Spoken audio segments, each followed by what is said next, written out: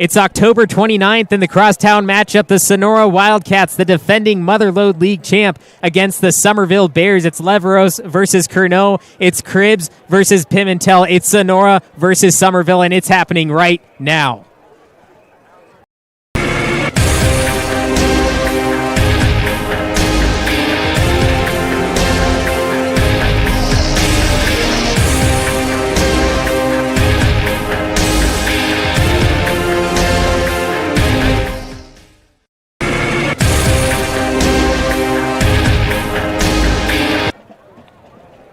Sonora has won all 7 games against Summerville in the history of them playing in the Motherlode League. In 2014-2015 season, Sonora came into the Motherlode League going back from the Valley Oak League, where they just couldn't put it together. Now they're in the lesser division of D6, and they're playing against their crosstown rivals again for the 8th time. I'm Levi Flores, along with Justin Flores. Thank you for joining us at Dunleavy Field, home of the Sonora Wildcats. Man, I'm telling you, I get so pumped on these games, and it's been a long time since I've been at Dunleavy Field to watch a Sonora Wildcat game, and to see Summerville here, and my heart's divided. You know, I bleed green and gold. I wear black and orange. You and your brother and your sister went to Summerville. I even called Summerville games for a while, but it was those 13 seasons of calling Sonora Wildcat football on the local radio stations that I just watched so much. And to see the Golden Regiment band out here and the local faithful. And you know what? It's not just in our home, Leaf. I was just talking with John Marger here next to me, whose wife, Debbie Marger, was once the athletic director at Summerville High School. He's a Sonora High School boy. He called Pop Warner games when Coach Clifton of the Sonora Wildcats was playing Pop Warner. He says he remembers coaching Brian. He and Brian Craig went to school together. And so even in his own home, Debbie's like, I hope Summerville brings it and takes it on. And in a way, I kind of hope so too. They have yet to beat Sonora in a league game. And at the same time, Sonora is undefeated, and who knows what's going to happen in the offseason. Both teams are going to the offseason, but I'm so torn here. I just want to see a good game that everybody gets out of it healthy, because they still have the second half of the season to go after this week. Of course, this game is important just for the hometown crowds. Or crowd? Are we all one? We're all one. We're all the one. Hometown crowd between Sonora and Summerville. But at the same time, this game is also important for the Summerville fans, because if Summerville wins, there is a 3-way tie for the Motherlode League Championship between Sonora, Argonaut, and Summerville. You were just talking about the previous years.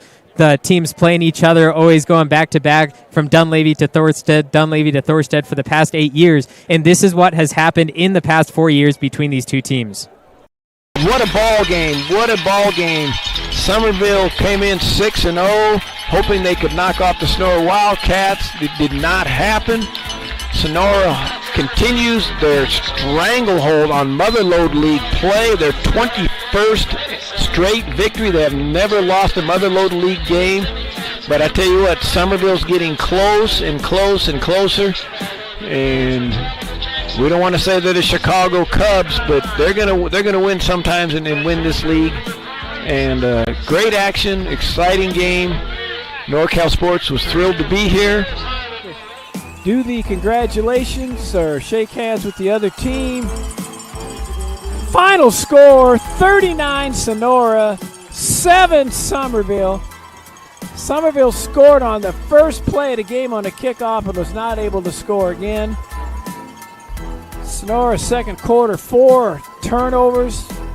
Summerville unable to capitalize. Sonora scored a touchdown on an interception with less than 20 seconds to go in the second quarter to go up 19-7 at half, and then came out in the second half and scored 20 unanswered points. Final score, 39 Sonora, 7 Summerville in the Tuolumne County battle. Knee, and the Motherlode regular season is over. Sonora will improve to 4-1 in league standings. Meanwhile, Summerville will drop to 1-4 in league tonight. We go to midfield. You see the traditional handshake between the two teams. Midfield, we're going to take. Both teams played an excellent football game. I mean, back and forth. If you're looking at technically, no, it wasn't a great football game. There was turnovers, there was penalties, but a fun game to watch if you're a fan or a broadcaster or someone here in the stands. As you see, both teams laid it out there, and that's really what you ask for here at high school. The past 4 years have been a rough ride for Summerville in the Motherlode League, although as you saw in April 2nd to be exact, of 2021, just a few short months ago, the Summerville Bears came within 6 points of defeating Sonora. It was 4th down at the 25-yard line. They put in Leveros, who is now the starting quarterback, just a sophomore then, in place of Brocchini. Couldn't get to the first down marker. That's what turned the ball over and gave Sonora the victory. Man, I'm telling you, if they can do that again here tonight and get close like that and keep the game close, it's anybody's game. And, of course, Summerville would love to not only take out Sonora for the first time in the history of the Motherlode League matchups between these two teams, but they want to do it here at Dunleavy Field in downtown Sonora at Sonora's court.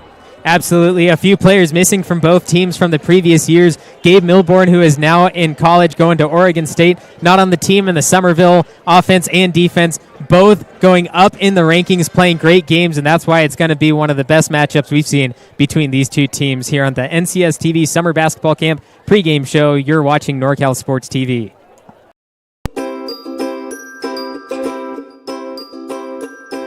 My favorite part was just competing and meeting new people. I'm always with my team, like practicing in high school, so it was good to come out and meet new people and play against them and and meet some college coaches. And the dribbling with the Sacramento Kings coach, that was really fun. Meeting new people, making new friends. The games, I love playing games. Yeah. Just to be able to practice on my moves. My favorite part of camp is meeting new people. I've made a lot of friends so far. It's a real great experience here. Bit too powerful. 1 second, has another shot, puts it up to end the game. Nails the three. The crowd Here is goes Shiner wild. for three. Yes, look at this. Everyone coming over to congratulate. Literally, ball in the air as the buzzer went off. Do you have the chills? I have the chills. I definitely look got at that. the I got the chills. goosebumps. I really did too. About 7 minutes until kickoff, both teams warming up on the field. Summerville looking like they're more focused on the defensive end than Sonora. Sonora's just talking to their coaches out there. And so in this matchup, if Sonora wins or if they lose, they will still be the Motherlode League champion. It's just if they lose, they'll have to share it with Argonaut and Summerville. If Summerville wins, of course, that three-way tie is just going to be devastating to Sonora because, yes, they still won, but at the same time, they have to share it with their crosstown rival, which not a good scene for Sonora. Well, that's happened in the past where, championships have had to be shared. The good news is that both these teams go to the playoffs and will be playing a week from tonight in the second half of football. And we want both our teams to walk out of here healthy tonight with no injuries. Both squads are fairly small compared to previous years as far as the numbers go. And they're working with a referee crew of only 4 instead of 5 because in the JV game we had an injury to one of those officials. And so that official has had to leave and head for home.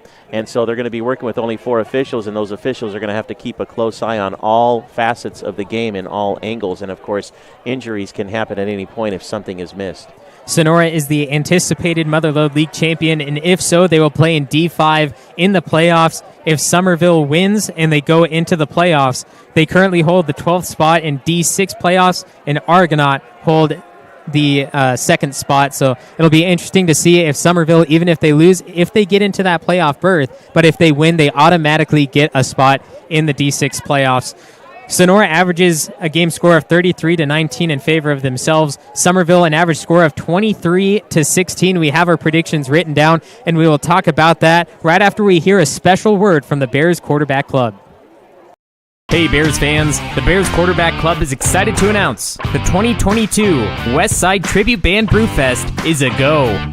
Great music, great food, great beer, and great friends all return to Westside Pavilion on May 21st. That's right, May 21st. No more midsummer heat. The 2022 Brewfest promises to be bigger and better than ever. So mark your calendar now so you do not miss out on this great time. See our Facebook or Instagram page for ticket options. See you there. Whether you're a Sonora fan or a Summerville fan, if you went to Sonora High or Summerville High, you're all a part of the same community, the same county. It's a great group. There's plenty of people here at Dunleavy Field, and I just watched that commercial from the Quarterback Club for their fundraising event that's coming back in 2022, and just saw a highlight of some of the movers and shakers. Al O'Brien in that first picture. Of course, he has preceded us all to heaven in the last year, and a lot of others that I recognize in there, just a localism, and just exciting. This is as local as you can get, and if you're on YouTube and you're watching this on NorCal Sports TV, this is just one of those moments where maybe you'll even want to move to the Motherlode if you don't live here, because this is how they do it. So my prediction for this game, we talked about Gabe Milbourne not being on Sonora anymore, moving on to the college level. Summerville absolutely just gaining control and making a better team than they did in April. So because of that, I think Summerville takes the win 30 to the Sonora 27. And that could very well be. You know, Milbourne was a beast of a player, and like you said, Summerville came within striking distance right toward the end to possibly pull it off. But, you know, Sonora has just been a dominating team. They just run and they play their game the way they do, and if they do and they pull it off, I think they're going to take a win tonight, but it's going to be close, 34-31. That's my prediction. All right, and let's take a look at some of the key players for both teams. We're going to start off with Summerville on this one.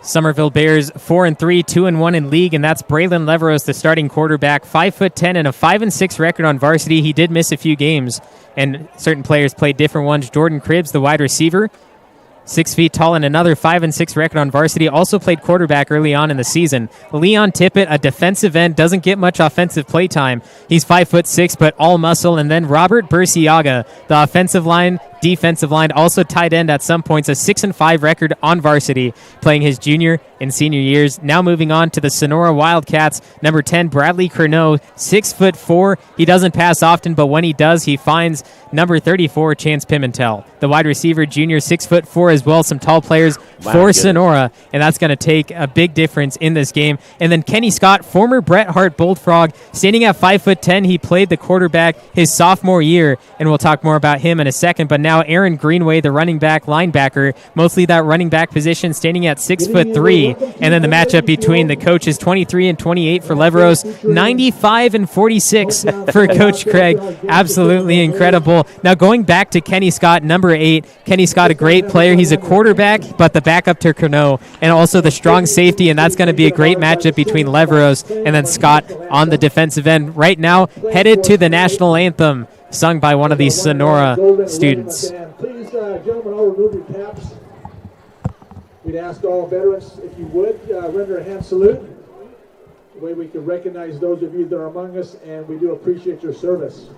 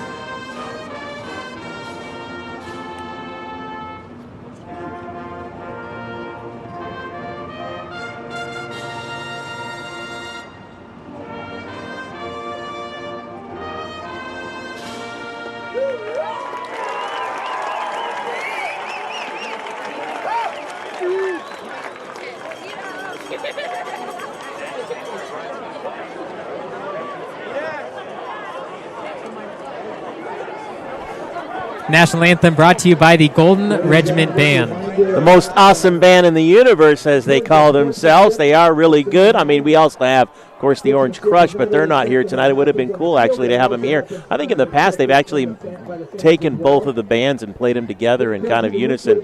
But I'm telling you, just the atmosphere here tonight, Levi, for the final game of the regular season is just electric. Both teams are prepared. They both have been warming up. You know, one of the things I was thinking about during the national anthem, of all things, for some reason, is both teams are going to have to minimize on flags. They're going to have to watch those interior holds. You know, Sonora plays an offense that a lot of teams in high school you don't see, and so the defense of Summerville, as we saw in the JV game, they struggled with that a little bit, and that Wildcat offense that they run with all the options. The other thing is, defensively, Sonora runs the 3-3-5, and you're not used to seeing that either, so the offensive line of Summerville can get caught with some interior holds. So flags might be an issue tonight, and if the team who with the least amount of penalties will be the team that'll probably take the win here.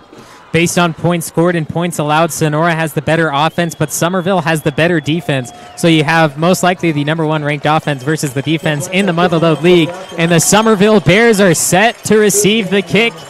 Golden Regiment Band strong and loud in the crowd. Almost half of Tuolumne County here at Dunleavy Field. And back to receive the kick is Dean Trimolone. And he will start it off for Summerville, looking to get around the left side, and the Bears will take it at the 20. Nice little simple run by the Bears to start the game. I like it, from the 4 to the 20, 16 yards. You know, you mentioned the amount of the crowd here.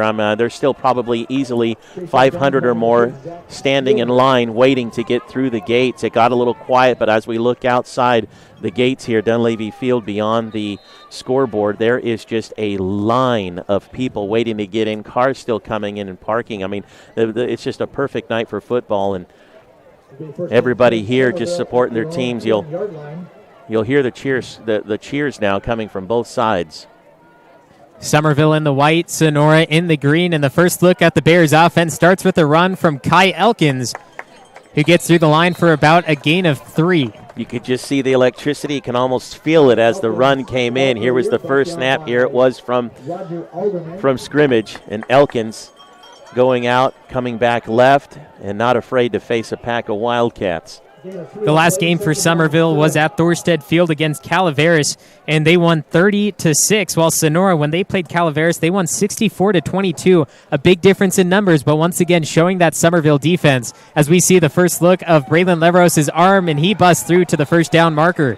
2 plays, 10 yards. We'll see if they give them the first down. They are going to move the chains, and so a wonderful start here for Summerville. They just need to stay focused and continue to play the plays that the coaches have designed and laid out for them, and believe in the program. And already exciting watching the Bears move the ball and get a first down after 2 plays. If the receiver was able to get past Blackmore, I do believe that would have been a Summerville touchdown, but good job by the Sonora defense, able to stop him and looking to stop Elkins here as well.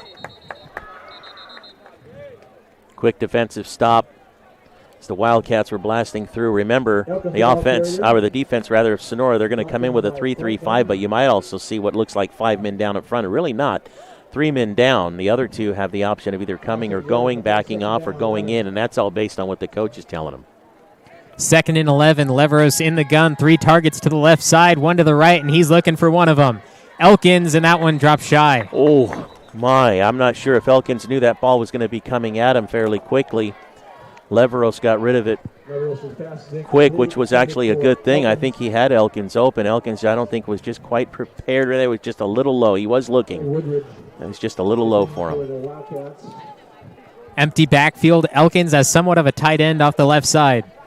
Rolling to his left, 3 defenders coming in fast, and the ball's up in the air off the helmet of Elkins and caught by one of the Bears linemen at the 30, so no gain, but it's going to be 4th and 10 for Summerville, and they'll give it back to Sonora. Nathaniel Tucker with his head up, making sure he came down with that ball, Tucker.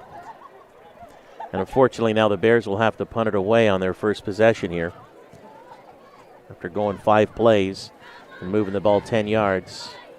Leveros, not only the quarterback, but also the punter, and they will move their punt returner to the right side. Back in April, they tried doing that where their punt returner was nowhere even in the back. He was actually playing defense, and Leveros was able to pin it within the 3.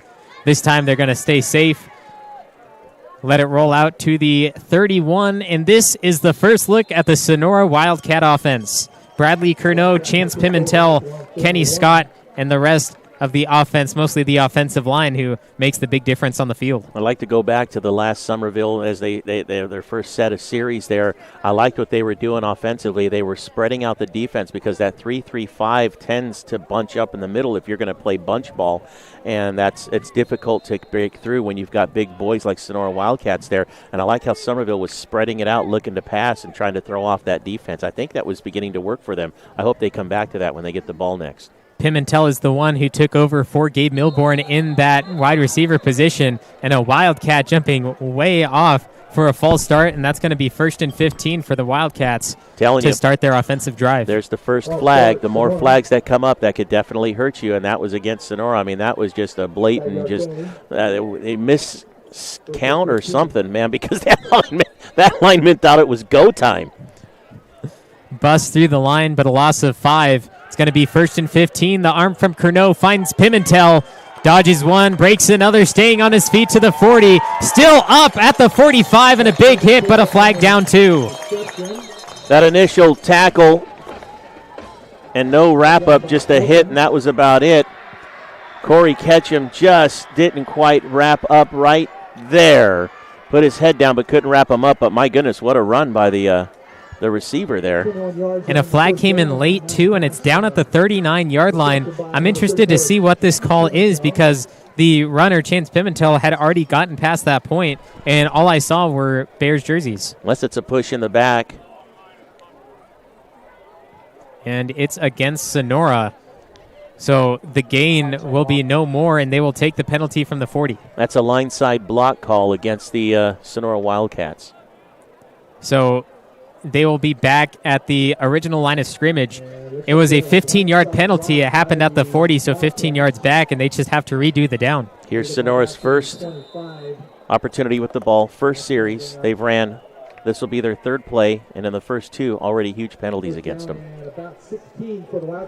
Starting from the right hash, it's Curnow under center.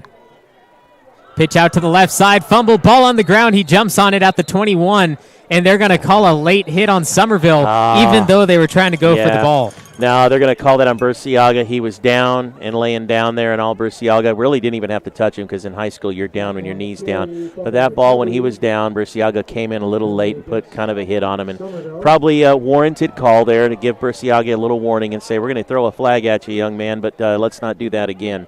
He's down. You knew it.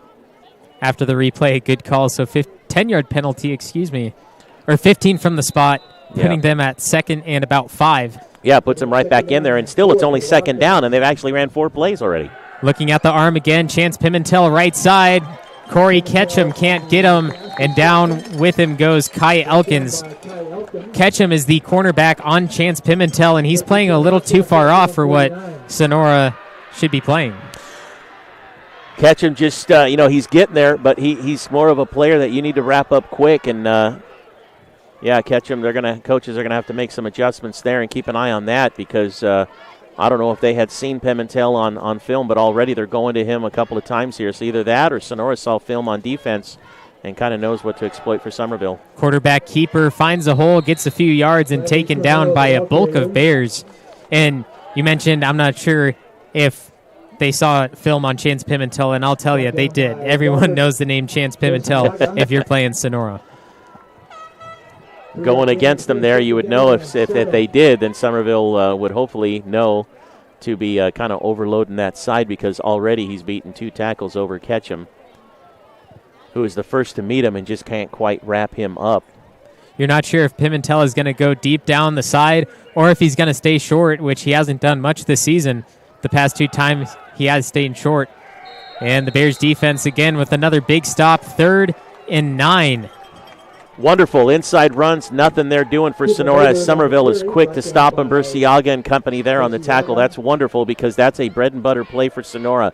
Right, left, belly, going between tackle and guard, and fullback dives, they call them. Wingmen going on the inside, nothing so far on the inside run, although they have been successful on the pass, and if that's going to be it, they may be looking for that here tonight. Scott on the left side dodges one tackle with the spin move, and he gets taken down by Logan Slater. Yeah, great. Another defensive stop there on that pass, and so here's Summerville now forces Sonora, after Sonora has a huge penalty and a first down, Now to punt at midfield. Tim Blackmore, the punter/kicker for Sonora. He will kick from about the 36-yard line, and Elkins will go back to receive. So here we are, both offenses having a chance to get the ball and start a series, and both defenses stopping each offense and making them punt. This could be one of those chess games type of games, Levi, very low-scoring game because, like you said, number one defense against number one offense here. Well, you know, Halloween only a few days away, and we're going to see some tricks and we're going to see some treats, hopefully, as Blackmore punts an odd one as it rolls off the foot, bounces inside the 25. A Sonora bounce. Holy smokes, to the that. 1. And, I think that may have touched the goal line. Now they're going to place it. Oh, my goodness. About an inch to go, so Summerville will have to start right at their goal line. Wow. That was a wonderful punt. That thing just rolled in there, and even Leveros, very warily, if that ball had taken a strong bounce, could have bounced into his leg. I just watched that thing roll, and as it went inside the 1, I thought it actually got touching the goal line, but, you know, we're kind of, from our angle, it just looked like it. Referee was there. What a stop. What a move. And so Summerville, talk about no room to breathe. They have no room to breathe, not even a centimeter. So yeah. Leveros going to have to pull some magic out of his hat here, as we call him Braylon the Magician Leveros. I mean, let's see what he does with a single back. Trying to get the defense to jump. Quarterback sneak gets through for wow, Sonora was 2-3 yards still and going. Keep pushing.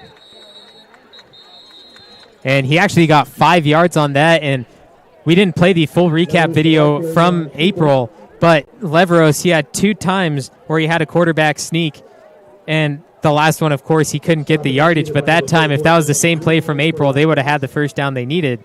But now, it's this year. It's 2021 in October. You know, that 4 yards that Leveros just got was all him. Nobody ran in front of him. He had no one blocking for him. That was him dragging the entire Sonora defense. What a strong man he is.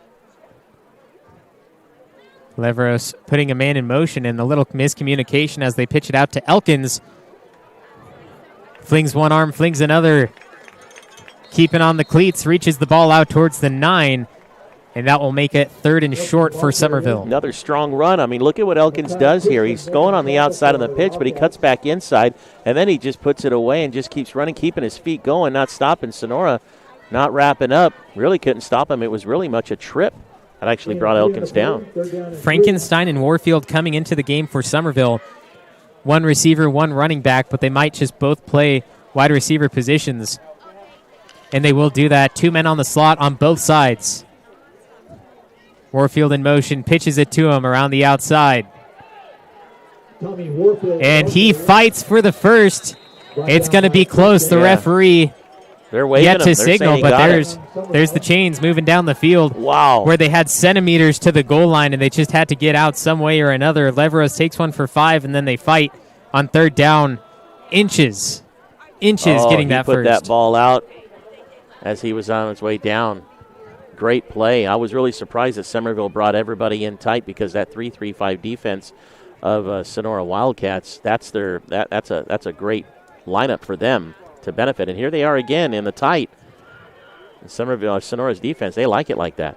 At the 12, Leveros looking to throw, in some trouble, running it himself, right sideline, has a blocker, and it's Dean Tremoloni as Leveros fights for 8 or 9. Yeah, he ran into Tremoloni. He went on the inside, and Tremoloni actually blocked to the inside, so went away. Tremoloni screened his own player rather than Leveros going outside. I think Tremoloni turned thinking, okay, are we going to go here? What are we doing? Are you going on the outside? And instead, right here, he's going to go whoop. Nope, whoop. And that's the play where most quarterbacks get nervous and they just decide to throw it up, throw it out of bounds, do something with it. But Leveros knows what's happening on every single part of the field, and he was able to escape and get through for a huge gain as Warfield will take it again off the right sideline in some trouble, fighting defenders, and he gets another first. He only needed a yard, and he went back almost 4 yards and nearly got caught. But, man, strong running game, comes back and gets the first down. Right now, Summerville bringing the lines in. I thought for sure Sonora was going to exploit that because that 3-3-5 works very well in there, but actually right now it's working in Summerville's favor. And Summerville is also one of those teams where they take their time down the field. They don't try to force a 30-yard pass because they don't need it. They only need 10 yards to get a first, and they have 3 chances to do that. So that's why they're still moving slow. There's under 4 minutes left in the first quarter. And hopefully Summerville able to punch it in, which is a little troubling part for them as soon as they get into the end zone, red zone. Elkins with the carry. Gains only a yard. Brought down by Jonah Gable. They're going to need to get more yards here on second down to give them these options. They don't want to cough it up here in middle of the field. I know it's only second down, but second down and 9 doesn't give them a lot of options. They really need to do something that's going to put them another 6-7 yards down, if not the first down. And if Summerville decides to pass, too, you have to watch out for number 8, Kenny Scott. Scott was a quarterback, very similar style to Leveros. And when you're playing a strong safety position, you know what that quarterback's going to do. And with them being similar, Scott will know exactly what Leveros is going to do. But I don't see him out there either. So I think Sonora's thinking that they're going to run. Bootleg throwing last second and falls to the ground. Pass intended for Dean Tremoloni. Seeing a couple of players out there for Summerville, specifically Jordan Wynn. He is there on the left tackle, and he is limping out there before every play. So Sonora's not exploiting that, rather. 3rd and 9. The run game has gotten them yards, but haven't seen a 9-yard gain yet. So interested to see maybe Jordan Cribbs with a pass reception. Roger Alderman, big number 66, 6'5", 270-pound junior. He's playing up against Jordan Wynn there. And he's a name to watch for as well. Here he goes, looking to throw deep down the right side. Tremoloni hands. And he said he caught it. They're placing it down at the 40-yard line. Leveros finds Tremoloni inside Wildcat territory on 3rd and 9, and now they're knocking out the door again. Wow, my friend, what a play. What a play. I got to see this. He definitely had possession. He never dropped the ball, but did he get a foot? Oh, he sure did. He really did have a foot in. What a wonderful play. And the referee saying, yes, it's good. Leveros moving left, defense flying in, throwing again, and it's Tommy Warfield. No, over the head. Man, they're throwing it out there and getting the momentum on their side, and my goodness, that was a strike for the ages there. Leveros 2 passes in a row. What an arm he has got. He knew he was in trouble, saw Alderman coming in on him, just overthrowing Tommy Warfield. I mean, maybe 3 yards deep. Maybe, yeah, by not even 3 that. yards. Oh. And he had him too. The defender was behind Warfield, so if he was able to just drop that just a little bit, that could very well possibly be a touchdown. 2nd and 10 now. Leveros in the pistol with Elkins behind him. Frankenstein, Warfield, and Cribbs on his left side. 3 huge targets. But they decide to run it, fake the defense out, 5-yard gain, 6 yards, fights for 8 after being hit. The Bears on the sideline are just really rooting on their team, and that was a big run for Elkins there, getting within 3 yards. So here's 3rd and 3 for the boys after a couple of big passes and a big pass attempts. Right now what they're doing is spreading out that 3-3-5 defense of Sonora and finding a few plays that are actually working against that defense. And I think they need to continue to spread those guys out because Sonora defense does not like to leave any guys uncovered. They like to roll with that man-to-man if they can. Warfield in motion. Elkins gets it, but Sonora sniffed it out before the snap even happened, and they drop him down for a loss of 3, and it's 4th and 6 now. Tyler Sells on the tackle for Sonora. Way to play the ball and to keep an eye on it. No hurry. A hurry-up offense, no huddle here for the Bears. 4 men in the slot, 2 to each side, and a flag comes out from the sidelines. Number 11 at Summerville was lined up off sides. That's Jordan Cribbs, so now they have to go and talk back to the coach, see if they even want to go for it now. And there's a penalty. Here they were 4th and 5 in decent territory. Now it's 4th and 10 back at the Sonora 40. Obviously too long for a field goal. I don't think their kicker can kick a 60-yarder.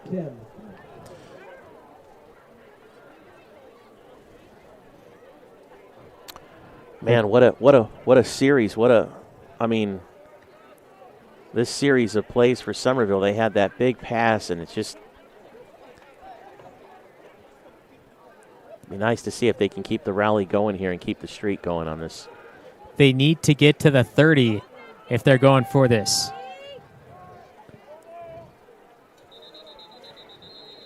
And Summerville is going to call the timeout with 41 seconds left in the first quarter. Tie game at 0s. It's NorCal Sports TV. When you are looking for a custom home, Caldera Construction has you covered. From the shores of Lake Tulloch to the mountain corridor of 108. We have been building custom homes in Tuolumne and Calaveras counties for over 20 years. Along with new home construction, we also do additions, decks, and remodels. You can find us on Facebook and Instagram at Robert Caldera Construction or our website at rcaldera.com. That's rcaldera.com. And of course, go Bears! Benton Roberson CPA's passion is helping people achieve business success and financial independence. While we certainly provide traditional accounting services such as tax preparation, payroll, and bookkeeping, we also offer a variety of advisory services to help with business planning, social security decisions, income and asset growth, tax efficiency, and much more. Benton Roberson CPAs is here to help our clients achieve their goals through a generational relationship and wealth building. We hope to see you soon. Summerville on their second drive gets down the field. It was 3rd and 9, a huge pass to the right for Dean Tremalone. Caught it out the 40. They marched down till 3rd and 1, but then back on 4th and 10 after a penalty and a loss of yards on a carry. But back out there is Leveros Elkins and the rest of the Summerville offense, and it looks like they may go for it. And a big hit. Leveros staying on the feet, breaking 1, breaking 2, throws down the field and overthrows, but a huge play by Leveros as he avoids losing an extra 10 yards. Wow, my goodness, he was hit, wrapped up, and still on his feet. What a monster of a player he is, turning around and just chucking it. He had some players down there, but can you imagine had that ball been caught when he threw it as soon as he was free? He just put it a little too hard. We actually had a couple of Bears tripping over one another. So the Summerville Bears, starting from their goal line, go 60 yards on 10 plays, unable to turn it into some points. But Sonora now in their own territory at the 40, decent field position. And, of course, I'm a Summerville fan, but at the same time, with the stop of forward momentum, I think Leveros was down at about the 50 as Sonora gets there in one play. That was number 26, Cooper Moberg. Cooper Moberg, the ball carrier, brought down by Elkins. Both teams just playing their hearts out. I mean, Summerville's got everything to gain here tonight. Sonora, if they let this game slip away, they're letting, a share of the title rather than taking the title outright. So a lot riding on this game for both teams. Tippett goes out of the game, ball on the ground for Curnow, and he breaks free. Has one blocker up the left sideline, 30-25, and goes out of bounds, avoiding the tackle from Curran. Wise play going out of bounds and a nice big run because that was a fumbled snap. That ball was on the ground to start right there, and he picked it up and just ran with it. No option, nothing else, just takes off, and I think the rest of his offensive line said, wow, where's he going? Jared Franklin made that block for him to get out to the outside, and an extra 10 yards he got after the block. And that's the end of the first quarter. And that's the end of the first quarter, 0-0 Sonora with the ball when we come back. Caldwell Insurance, our local team, is dedicated to providing you with quality personal and commercial insurance programs. Whether it's for your home, autos, farm, or business, our professional team of agents can find the best protection at a competitive price. It's our family-owned and operated agency that will provide you and your loved ones protection under our roof.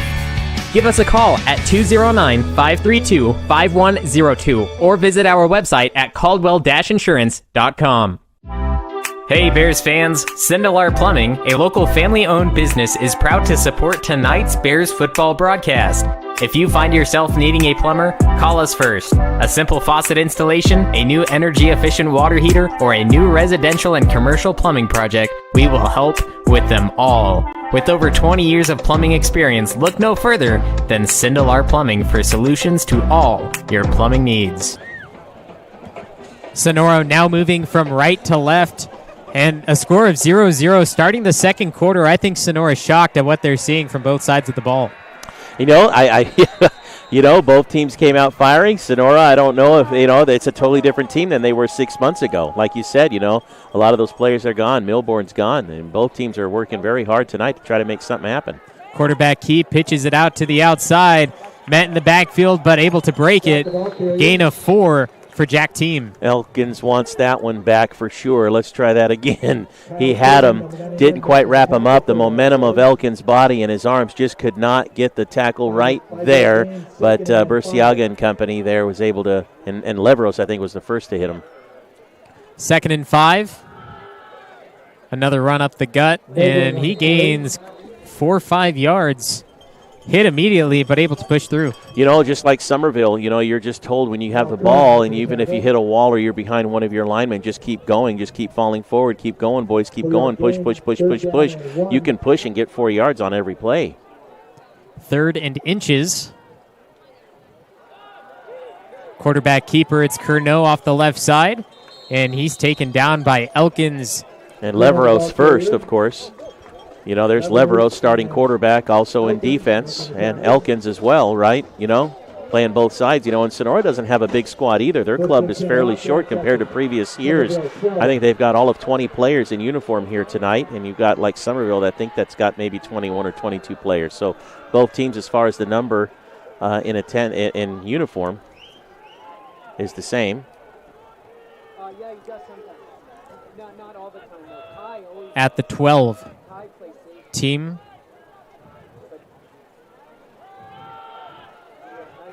Curnow keeps it off the right side, inside the 5, and he stopped at the 1, but he gets a fresh set of downs. He froze the linebackers who were waiting for the pitch because he faked it once, looked twice, and then eventually tucked it away and run in. That's that option of the Wildcat. Here it is. He has it. Possible. They're waiting. No, I'll just turn up and burn. Did you see that? Number 12. Ketchum, he was waiting to see if that pitch was going to take place to hit in the backfield. That's exactly how those plays work, and they're designed to work. They gave him the touchdown.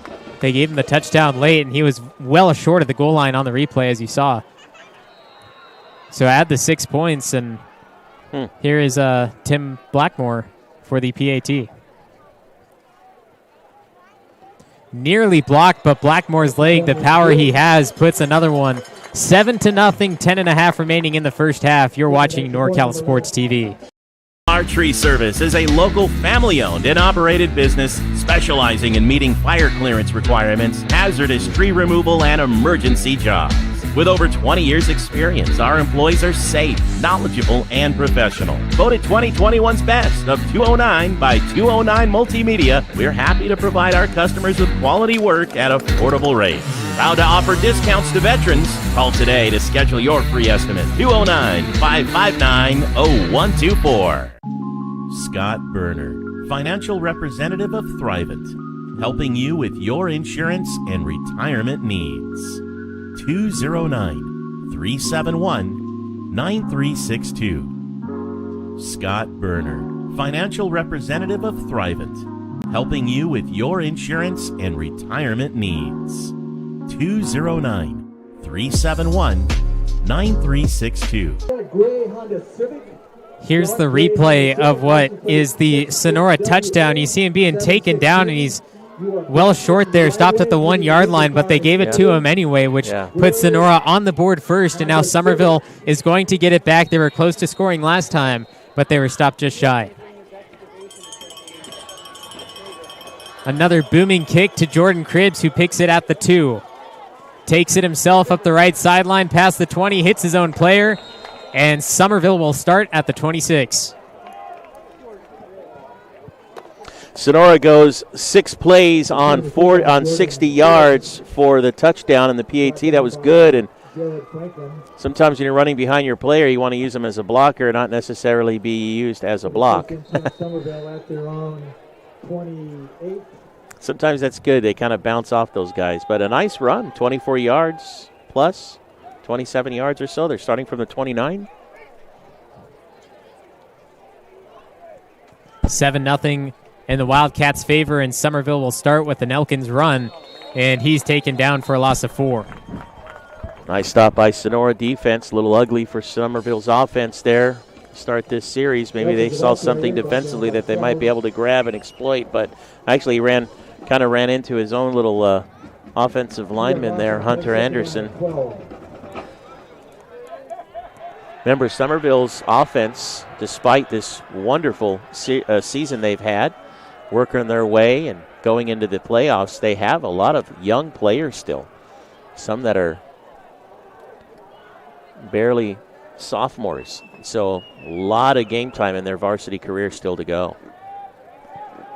Elkins again up the left side, and he fights for about 5 yards to make it 3rd and about 7. Yeah, I like how they're using that left side. They're trying to use the strength of Burciaga to help them find that open. Look at Burciaga going to the left, trying to get in there, and he just literally ran right to the left side of Burciaga. Burciaga coming in from his right guard position, moving left with the line, trying to be the lead blocker there. I like how that was designed. That actually gave him some decent yards.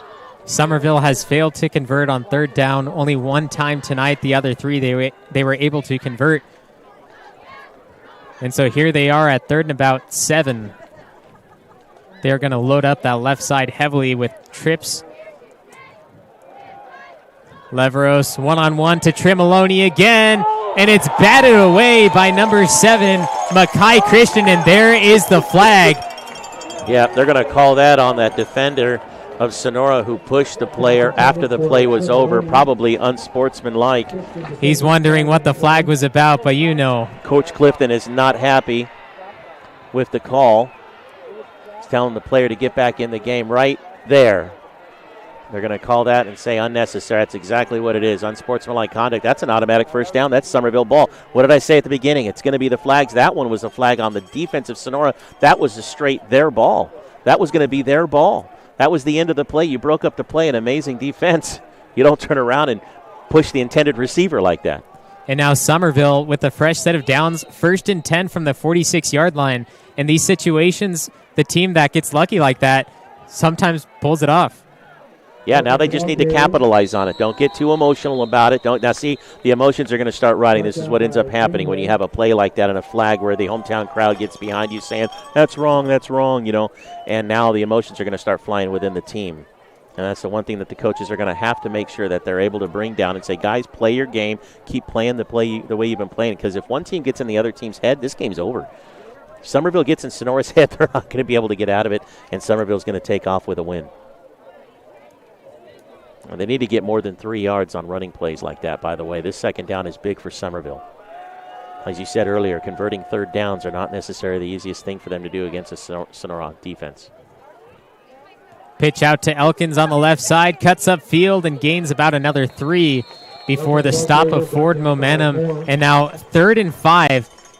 I think they've had a 3rd down every single drive that they've had. Yeah, and it's not always converted, as you said earlier, the 3rd down. And, I mean, it's not even 3rd down and short. This is like 3rd down and, you said 5, maybe even 6. It looks like they put the ball at the 50. They didn't even give them the extra yard that we thought they had. So it's 3rd down and 6 here. So Summerville's going to have to either get a quick pass, a screen pass, or do something in their repertoire of plays that even in a running play is going to give them that 6 yards. Tight offense for Summerville, and they will move J.T. Egger to the left side for trips. Play action, bootleg right side. Burciaga making the play. Pass to Cribbs, and it's out of the hands. That was Summerville's ball. That was their opportunity, and that just was simply a dropped pass. Nothing you could say about that. There were no flags. It was clean on both ends. It was exciting. The intensity was beginning to build as the ball was running, and you're right. Burciaga threw a block that was just beautifully, gave him the extra time, and that was just simply a dropped pass. With a lot of players moving out there for Summerville, I do believe they are going to punt, and with Leveros' punting style, he can get this inside the 5 and get it to stop. 4th down and 6 for the Bears. Whether he does or not is not up to me, but I know he can get it inside the 5 if they do decide. It's 4th and 6, so even if they get the defense to jump, they'll be 1 yard shy on 4th and 1. And there's the timeout from Summerville. 7-0 Wildcats up on NorCal Sports TV. Hey Bears fans, the Bears Quarterback Club is excited to announce the 2022 Westside Tribute Band Brewfest is a go. great music, great food, great beer, and great friends all return to Westside Pavilion on May 21st. That's right, May 21st. No more midsummer heat. The 2022 Brewfest promises to be bigger and better than ever. So mark your calendar now so you do not miss out on this great time. See our Facebook or Instagram page for ticket options. See you there. Roberson Construction brings a can-do attitude to every aspect of a construction project, making dreams a reality for its customers. The Roberson team is made up of professionals who know how to make the construction process a positive experience. Roberson Construction focuses on quality and integrity to maximize results and minimize stress. Whatever your construction needs, a remodel, new home, commercial project, consider Roberson Construction. You can find us locally and on 4th down for Summerville, and Leveros will punt from the 41-yard line, left sideline, and that bounces out.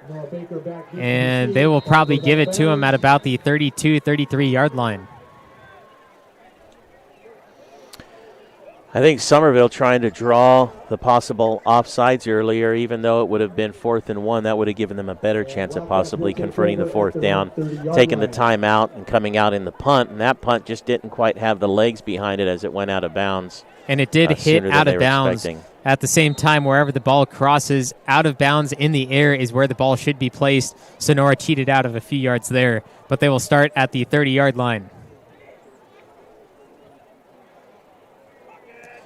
Pitch out. Summerville ready for it. Can they get him down? Yes, they do, but after a gain of 7.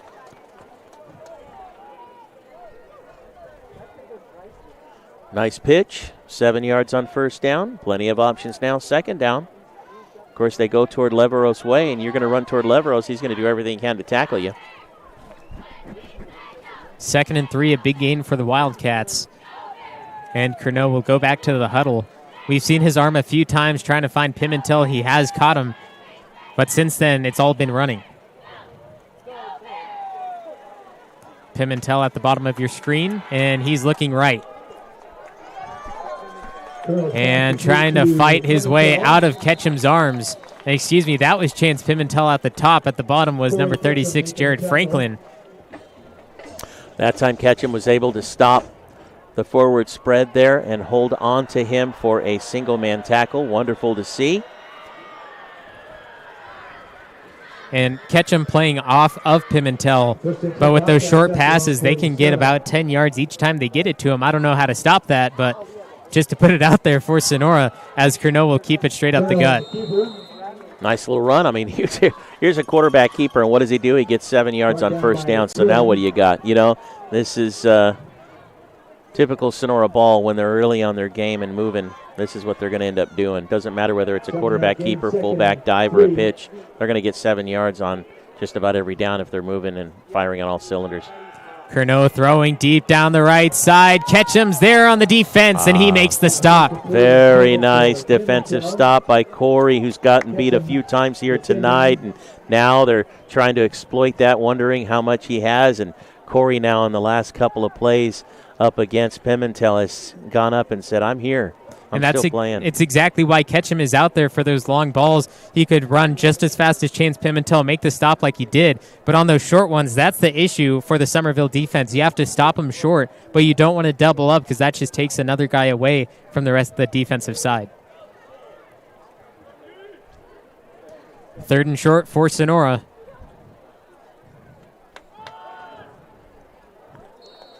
Another dive straight up the gut, gets the first. Well, they needed 3 and they got 5. Looked like the ball was loose. Brought down by Tippett. See, Tippett get the tackle there, but also his helmet came off, so by rule, he has to go to the sidelines for at least one play. Tippett still with another season left at Summerville. He's only a junior. And you can't tell from here, but Tippett, he's a shorter guy, 5'6", but he has more muscle than anyone I've ever seen in high school. Here's another pitch to the left side, breaking free. Elkins wrapping up, the ball coming out at the end, and they're going to say he was down. I saw that ball dropping out as he was hit, but they say he's going to be down at the 24. Summerville defense bid on all cylinders on that one as the pitch out on that option. Great play And yeah, I think the ground caused the fumble there. So good call, and Sonora now in striking zone. Big yardage and a first down for Sonora. Tippett comes back in. You mentioned earlier, as in the pregame, we were talking about the height of each player, and you've got the quarterback who's 6 foot plus, Pimentel 6 foot plus. It's been a long time since Sonora's had big players like that. I think Ryan Williston was one of the tallest at 6 foot plus about 10 years ago. Actually, more like 15 years ago, when I think about it. Gain of a few on the carry. 2nd and 5 for Sonora, and they're back within the red zone. Summerville defense has to step it up here and keep Sonora from going inside the 10. Another run and a big stop by Burciaga, who puts him down at the 25-yard line. 3rd and short for Sonora. Another carry by Cooper Moberg. You know, they're meeting him and they're getting the tackles. But again, if you're getting 5-6 yards on every play, every 2 or 3, you're going to end up getting that first down.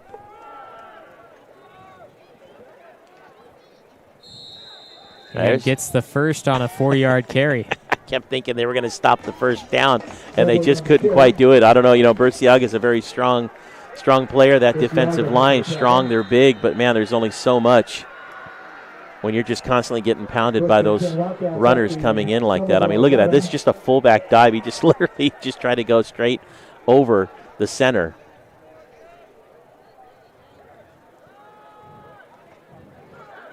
Taken down in the backfield. That's a great No, I thought he gave it to Moberg up the gut, which they would have gotten more than 5 yards. But let's take another look as he faked it to Moberg, took it out, had the option to pitch, but Frankenstein, Kyle Curran, and Logan Slater were all there to swallow up Curnow. Man, I don't know if that was just a misdirection or miscommunication, but either way, I'm going to say Summerville defense did a good job in stopping and staying and keeping an eye on who had the ball. We talked about the Summerville defense already, one of the top defensive teams in the league, and just showing what they know there as he pitches it out again to Kenny Scott, and he's taken down for a loss of 4. Another big stop. Logan Slater, 2 big tackles in a row. So here comes Summerville defense waking up, saying you're in our red zone. You're not allowed to be in here anymore.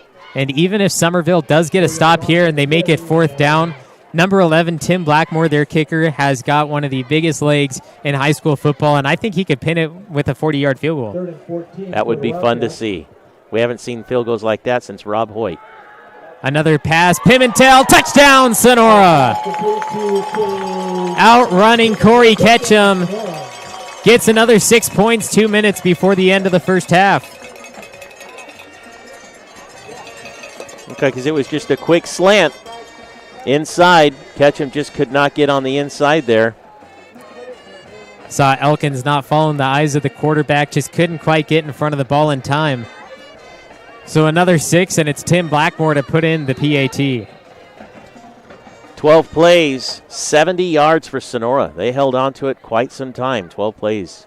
Nearly blocked again, but that one goes through as well. 14-0, just over 2 minutes remaining in the first half. It's NorCal Sports TV. Make your dream home a reality. Enjoy the excitement and luxury of the home transformation you have always wanted.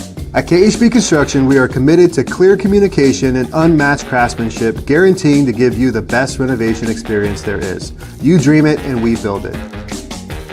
Visit kitchenhomeandbath.com today to start your very own design-inspired creation.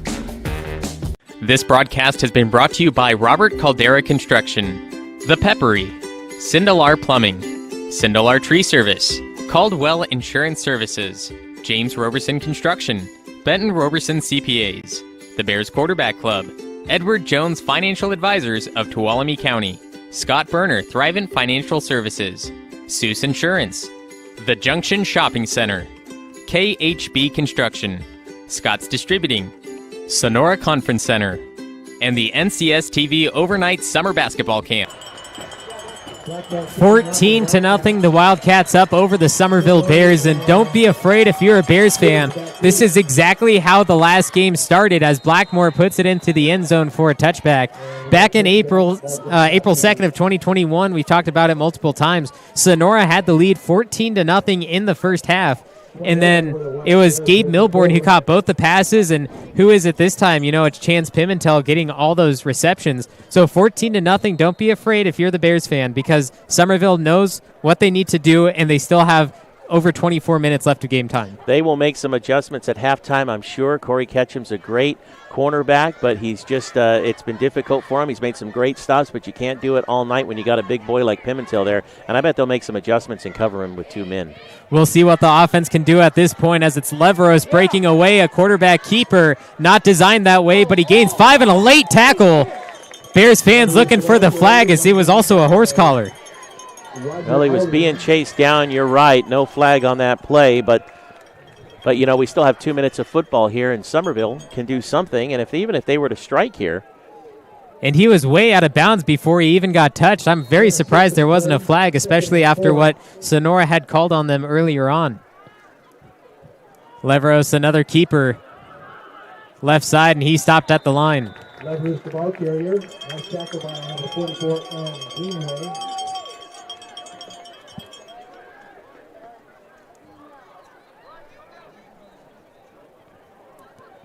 On the replay, Leveros, you see nearly tripping up in the backfield there, able to get back to his original line. But 3rd and 5, another third down, looking to be converted with 1.5 minutes left. If Summerville can go down the field and score before the half, that'll be a big momentum shift for them.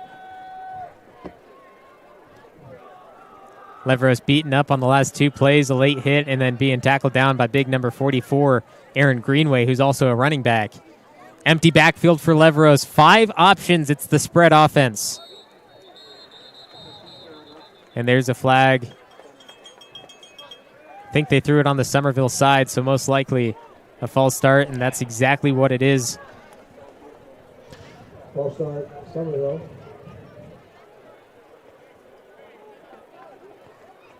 Gentlemen, FFA selling tri-tip sandwiches. Well, flag penalties have been pretty much even on both sides. Really not benefiting or hurting any team so far, really. And Summerville does not want to give Sonora the ball back with any time left. I wouldn't be surprised if they try to run, just take the time off the clock, or if they do take a pass, have it be a short one. Over the middle, Elkins caught. And he gains enough for the first, pushing away the defense. And they're down at the 35, 50 seconds left. Very successful screen pass as Leveros was just being chased by those big Wildcat defensive linemen. And he just took it, He just stood in their face and said, I'm throwing this thing. Remember, in high school, the clock stops until they get the chains moved. Just started back up from 49 seconds. Leveros looking to throw again. And it was Cribbs, but they call it incomplete, and that stops the clock too. Yeah, that ball bounced just before Cribbs was able to scoop it up. So with a stopped clock, 2nd down and 10 from their 37. Quite a ways to go, but anything's possible. This team can put points on the board very easily. Cribbs, One a great breakaway receiver. run would do it.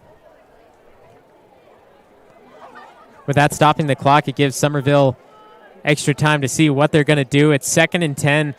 Don't necessarily need that 10 yards, but they do want to get out of bounds, stop the clock so that they don't have to use their final timeout. Tight offense again. Cribbs on the left. Dean Tremoloni running around the left side. Alderman chasing him down and gets out in time. That'll stop the clock at 31. Trying to do that reverse, and Alderman over there on the end. I think he was prepared for that. Sonora's defense, I think, was ready for that. I mean, literally, Alderman was just scoping him out the whole time. And that's one of those plays that Summerville is known for on both levels, JV and varsity. And either Alderman is just playing heads up, and he's doing a really good job, or the Sonora defensive coach said, hey, prepare for this move. Watch the double reverse. So just 30 seconds ago, Summerville had it on 3rd and long. And here they are again at 31 seconds remaining on 3rd and long. It's Leveros in the gun. Takes it himself. Hit at the line and stopped way behind for a loss of about a yard. But that should end the first half unless Sonora decides to take a timeout and get the ball back. I see no signal from the Sonora sideline, so I just assume that the first half is going to end 14-0. I think Brian Craig's going to say, boys, let's go in. Let's huddle up, make some adjustments, and Summerville, of course, will make some adjustments. Right now, I think Summerville's big adjustment is just who's going to cover Pimentel in the second half. Leveros takes a snap as the time expires. runs right side and hit from behind, and that will end the first half. Leveros not expecting it. Getting up for Summerville. The Wildcats lead 14-0 on their home field at the half against the Summerville Bears. You're watching NorCal Sports TV. School football has a long tradition of sportsmanship, perseverance, and victories. The Junction Shopping Center has a 37-year tradition of providing the Sonora area with everything from groceries to pet supplies, clothing to banking, insurance to shipping, dining to dry cleaning, jewelry to flowers, and everything in between. The Junction Shopping Center supports Sonora Wildcat and Summerville Bears football. Scott's Distributing and Vending Service. For more than 23 years, Scott's Distributing and Vending Service has been locally owned and operated. Run by folks who have a vested interest in the success and prosperity of our local economy. Learn more about our full-line vending machine services, office coffee service, and janitorial supplies by visiting scottsdistributing.net. That's scottsdistributing.net, or by calling 209-736-0963. 1968, Suess Insurance has been a leader in providing health, dental, vision, Medicare supplements, and life insurance to thousands of individuals and small businesses throughout California. Who wouldn't want the best insurance agent Yvonne has ever had? Suess Insurance Services is comprised of a team of insurance professionals ready to assist you with whatever insurance plan you may need, or perhaps you already have a medical insurance plan. However you look for your health insurance, online or offline, we're here to help you with all your insurance needs. SuessINS.com.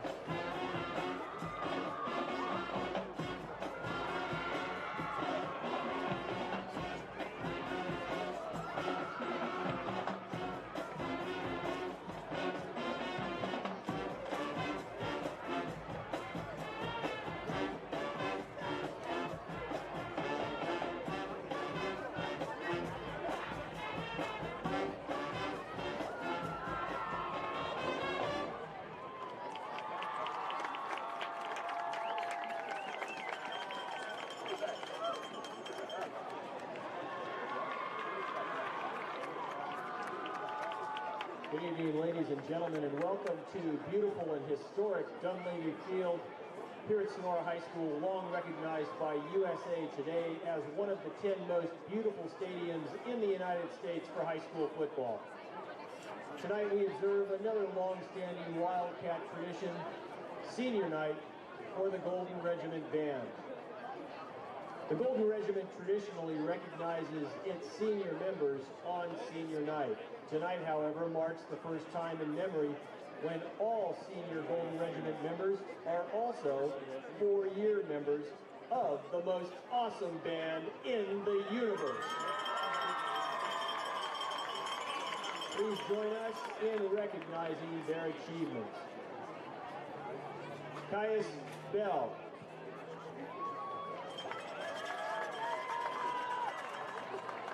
Jack Birtwhistle.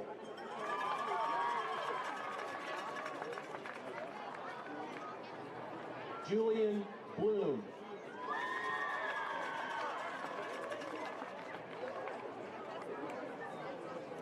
Ariana Butler. Jonathan Cox.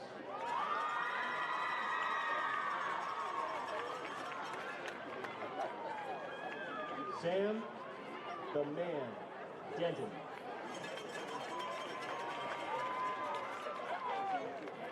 Hannah Usher.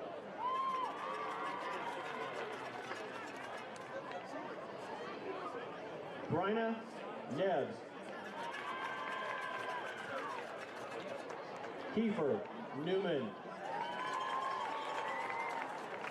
Jana Norton. Nate Personius. Ryan Satterfield. John Shaw.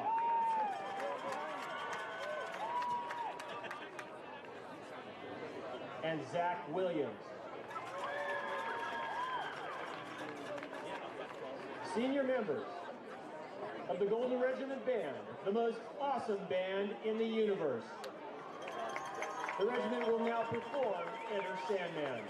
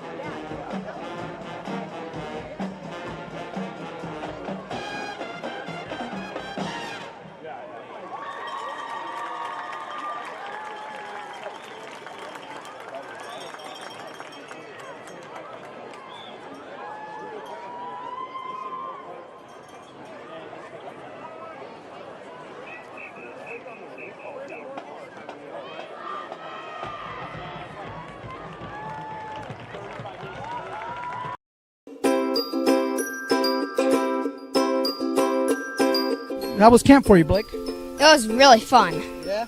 What was your favorite part of NorCal Sports TV's summer basketball camp? The atmosphere. Just being out here, feeling close to nature. Like, I woke up in the morning, from getting my award for the 6 a.m. practices, I woke up in the morning, I saw 3 deer just pass by. I got a video. It was really cool. And I love the atmosphere. I love the coaches. I love everybody here. Everybody's here to get better. Everybody's here to have fun.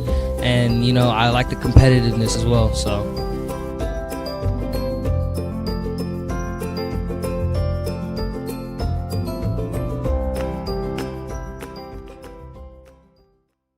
Hey Bears fans, the Bears Quarterback Club is excited to announce the 2022 Westside Tribute Band Brewfest is a go.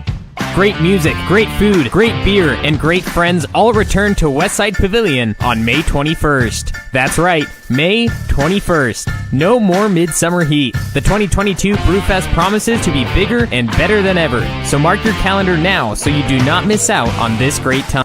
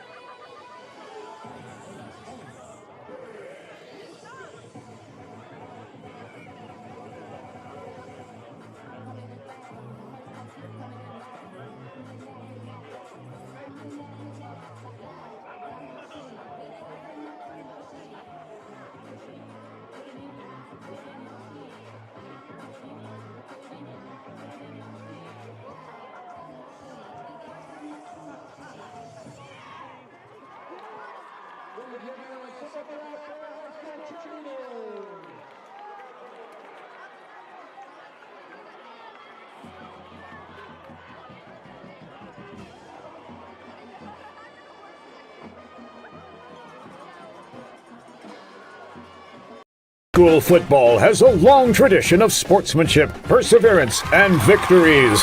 The Junction Shopping Center has a 37-year tradition of providing the Sonora area with everything from groceries to pet supplies, clothing to banking, insurance to shipping, dining to dry cleaning, jewelry to flowers, and everything in between. The Junction Shopping Center supports Sonora Wildcat and Summerville Bears football. Scott's Distributing and Vending Service. For more than 23 years, Scott's Distributing and Vending Service has been locally owned and operated. Run by folks who have a vested interest in the success and prosperity of our local economy. Learn more about our full-line vending machine services, office coffee service, and janitorial supplies by visiting scottsdistributing.net. That's scottsdistributing.net, or by calling 209-736-0963. Make your dream home a reality. Enjoy the excitement and luxury of the home transformation you have always wanted. At KHB Construction, we are committed to clear communication and unmatched craftsmanship, guaranteeing to give you the best renovation experience there is. You dream it and we build it. Visit kitchenhomeandbath.com today to start your very own design-inspired creation. This broadcast has been brought to you by Robert Caldera Construction, The Peppery, Sindelar Plumbing, Sindelar Tree Service, Caldwell Insurance Services, James Roberson Construction, Benton Roberson CPAs, the Bears Quarterback Club, Edward Jones Financial Advisors of Tuolumne County, Scott Berner Thrivent Financial Services, Suess Insurance, the Junction Shopping Center, KHB Construction, Scott's Distributing, Sonora Conference Center, and the NCS TV Overnight Summer Basketball Camp.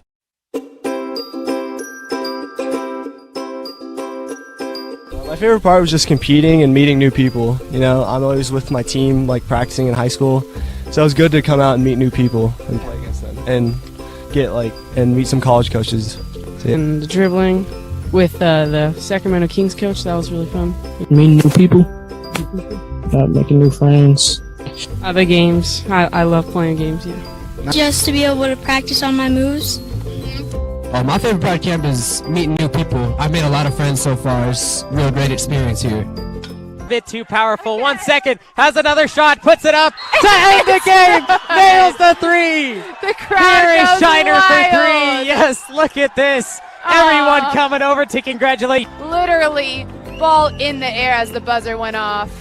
Do you have the chills? Beautiful I have the finish. chills. I definitely Look got at that. the I got the chills. goosebumps. I really did too.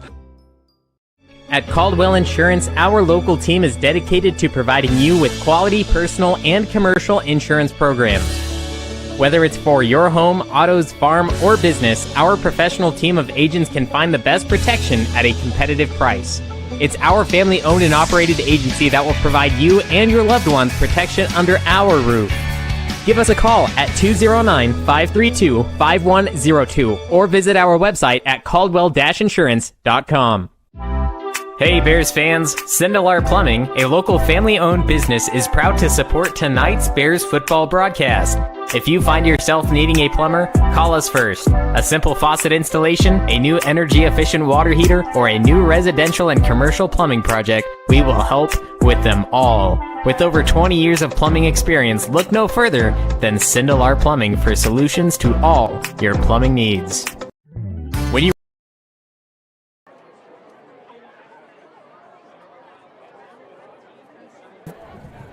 Sonora Wildcats 14 over the Summerville Bears 0. Second half just about underway. I'm Levi Flores along with Justin Flores. Thank you for joining us at the home of the Wildcats, Dunleavy Field. Sonora making a strong statement in the first half with the Summerville defense and offense doing a lot of work, just can't quite get it done.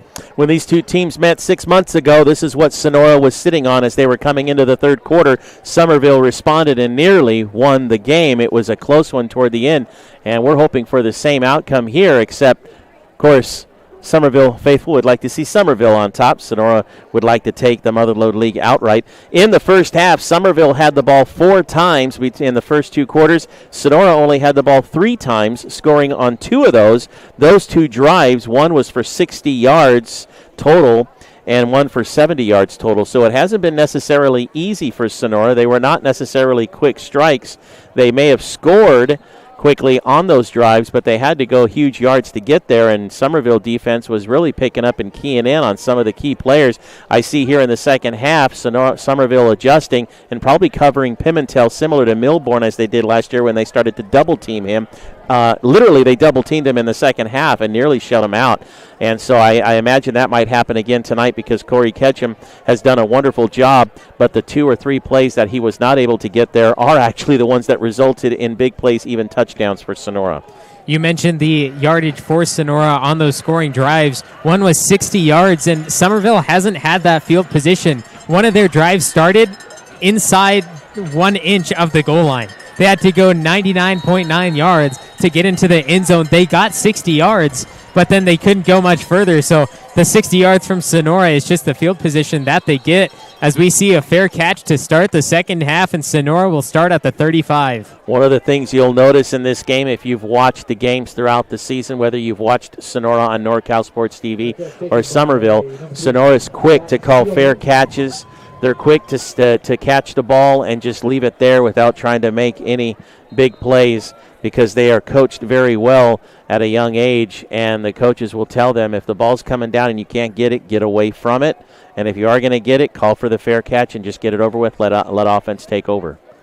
We'll see the offensive adjustments from Sonora on their starting drive in the second half, and it's Moberg getting 7. Going right side belly option between the tackle and the guard. That's their bread and butter plays. Might as well just keep up with what we've always done and see how we do. And now they're going on a hurry-up. Here's a change for Sonora. Hurry-up offense, no huddle.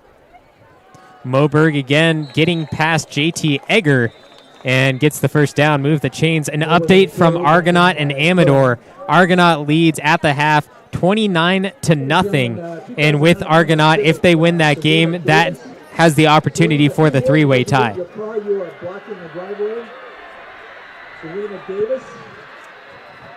Sonora reaching the first down marker as Curnow takes it under center. Looking to throw for the first time in the second half. Finds a man on the left side and taken down after a first. That was Jared Franklin, the junior receiver. Yeah, of course, look what they end up doing, going opposite way. Summerville's going to be saying, hey, let's load up over here and watch for Pimentel. And what do they end up doing? They go opposite. And they throw to the player that Corey Ketchum is guarding. Dean Tremoloni switched over to Pimentel, who gets it now on the reception, breaks away from him, breaks away from Elkins, breaks away from another Bear defender, and steps out at the 19. So another pass to Pimentel, and this time against a different defender, and we noticed there he was able to even beat Tremoloni. On the run, Tremoloni just didn't quite wrap him up. Pimentel just has one of these bodies, the way he jukes, he can go around and just seems to slither right past the defenders. That was a huge play, and here's Sonora after 4 plays starting from their 34 in the red zone. Curnow taking his time, one receiver to both sides. It's Franklin and Pimentel, but decides to go with Moberg up to the center. Cooper Moberg, the ball carrier. In 5 plays, they've gone 50 yards, find themselves here in strike zone at the 16. Sonora comes out swinging here in the second half. 55 for Summerville brought that tackle. Summerville defense showing 4-man rush. Get a 3 in the play, 2nd and 7. Moberg gets another 4 yards, and Moberg just absolutely dominating inside. Yeah, that belly right side, they've always, what they've done tonight, they've been going left. Right now they're starting to move right, and they're going right between that guard and that tackle, and now here they go on the hurry-up offense again. Moberg finds a hole left side inside the 5, being fought down by the Bears defense. And they will have it at the 3 on 1st and goal. They are catching the Summerville defense off guard here. This is not the same Sonora offense that the defense was playing against in the first half. Summerville needs to make some adjustments very quick here. Flags thrown early. I think they're going to catch the defense encroaching here. And we have a couple of penalty flags on the field.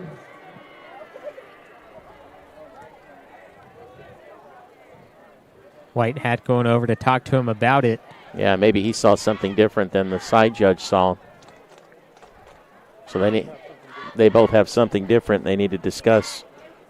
Which one are we calling here? And so this is going to slow down the Sonora offense, who was on a major run very fast, almost no huddle every time, and they kind of call the offsides and a false start. I guess they're at the same exact time. I'm not sure if that's possible, but both in tandem, so no movement from where the ball was placed. 1st and goal at the 3. Pimentel and Franklin, the 2 receivers. Multiple players moving. There goes the flags. He gets into the end zone, but that's it's coming back. Definitely an illegal shift, and that is a common thing with Sonora offense, with having the wingmen in that Wildcat offense. You obviously can only have one man in motion at one time, and right now that was a little miscue with both the wingmen moving. Ball back to the Summerville 8.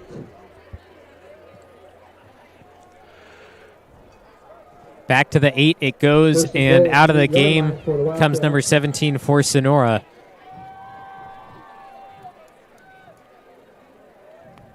Curnow making sure Pimentel set on that deep right side.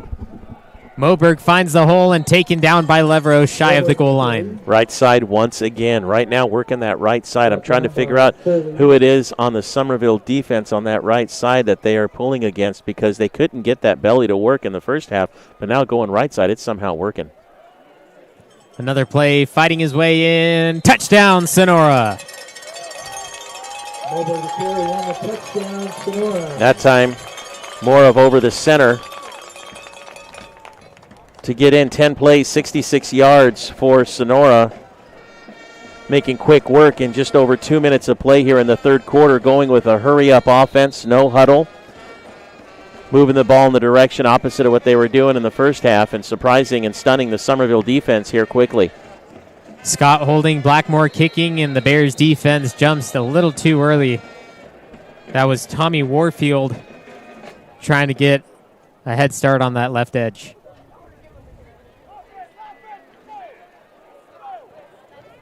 And there goes Curnow and some of the offensive players. They're going to go for 2.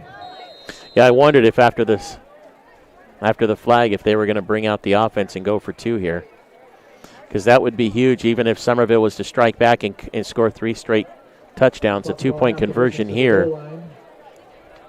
And Sonora is going for 2. Curnow under center, Moberg the single back.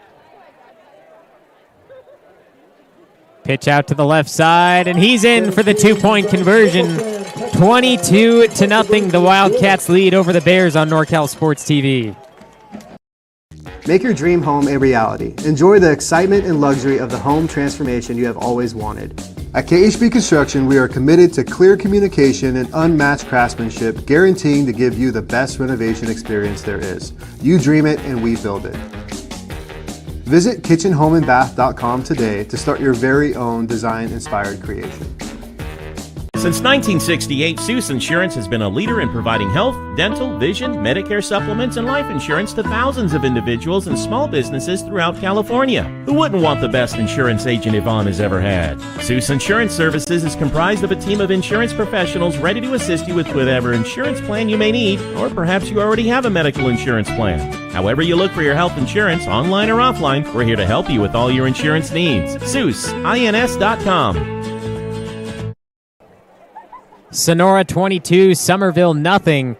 Summerville making a lot of strong offensive drives, but can't punch it into the end zone. I'm Levi Flores, along with my dad, Justin Flores. Thank you for joining us on NorCal Sports TV. Second half started with a Sonora drive. This is going to be it for Summerville here. They need to make something happen on this drive, if not this run. And it's Tremoloni receiving, taking it to the 27. That's a 17-yard run on the kick return. Great field position here, but this is make or break for Summerville. I mean, anything's possible in this game, right? But I mean, here they are after just a couple of minutes into the third quarter, down by 3 touchdowns, and they really need to make something happen here on this drive. This is the first look after the half for the Summerville offense, and we will see what kind of changes they have made. We saw what Sonora did in their first drive, and hopefully Summerville can do something similar. Trips right side, one to the left. That's Warfield in motion. Pitches it to him. And he's in some deep, deep trouble as he's taken down 6 yards back. Warfield, the ball carrier, brought down by Woolridge. Warfield's helmet came off too. Once you're committed to running on the outside and you're going to go, you can't slow down and stop. Sometimes you can cut back inside if you have a block, but man, once he found himself just surrounded by Wildcat defenders, wisely tucked the ball away and took the hit and the tackle.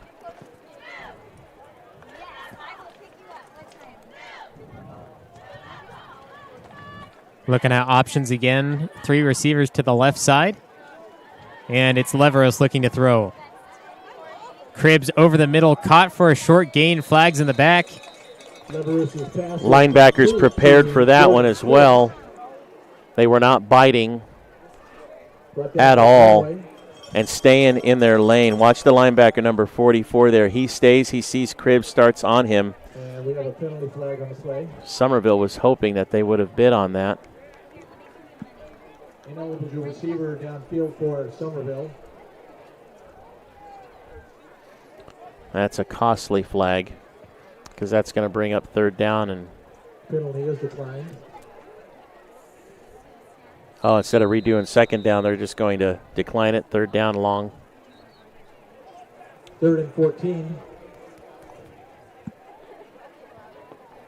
Remember the officiating staff working with one less man. Official got hurt during the JV game. So these 4 guys out here trying to keep an eye and making sure everything's being fair and square. Leveros looking to his options before the snap, and there comes a defender quick into the backfield.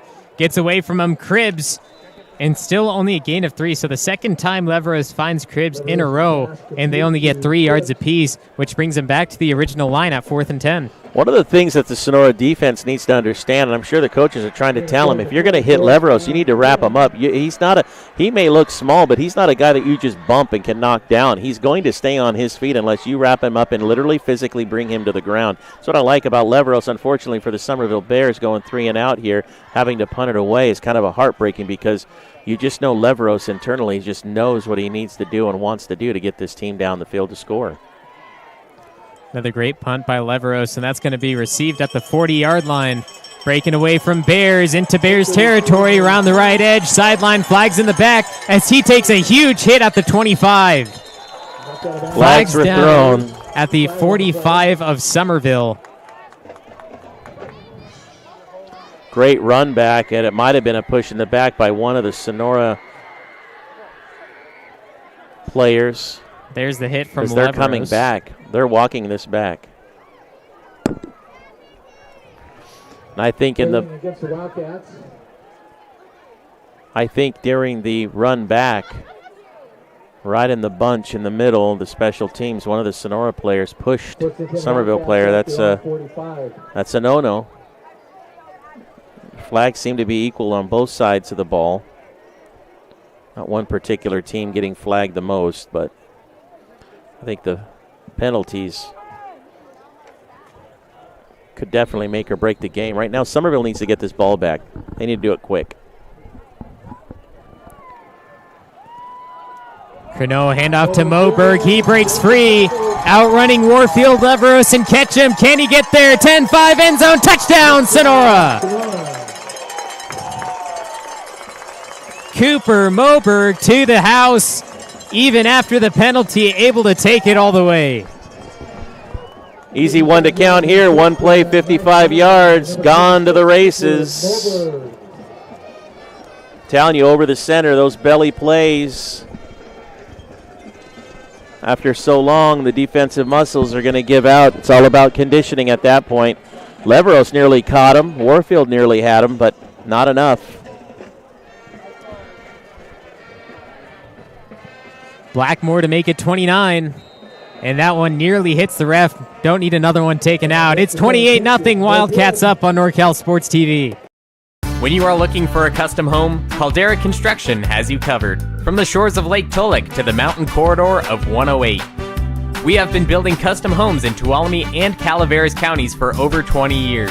Along with new home construction, we also do additions, decks, and remodels. You can find us on Facebook and Instagram at Robert Caldera Construction or our website at rcaldera.com. That's rcaldera.com. And of course, go Bears! Benton Roberson CPA's passion is helping people achieve business success and financial independence. While we certainly provide traditional accounting services such as tax preparation, payroll, and bookkeeping, we also offer a variety of advisory services to help with business planning, social security decisions, income and asset growth, tax efficiency, and much more. Benton Roberson CPAs is here to help our clients achieve their goals through a generational relationship and wealth building. We hope to see you soon. 28-0 Sonora up over Summerville, and a squib kick from Blackmore finds its way to the 12 as Trim Maloney will take it back. Around the right side, and Pimentel makes the tackle. Jordan Cribbs, the ball carrier, brought down by 7 minutes left in the third quarter. Clementel. As we see, that was Jordan Cribbs who actually took it back. Tremoloni was on the opposite side. And Cribbs is limping as he comes up, and that's the one thing we don't want to see. Playoffs still to come. And you got one of your key players limping off after a run back. First and 10, Summerville at their own 28.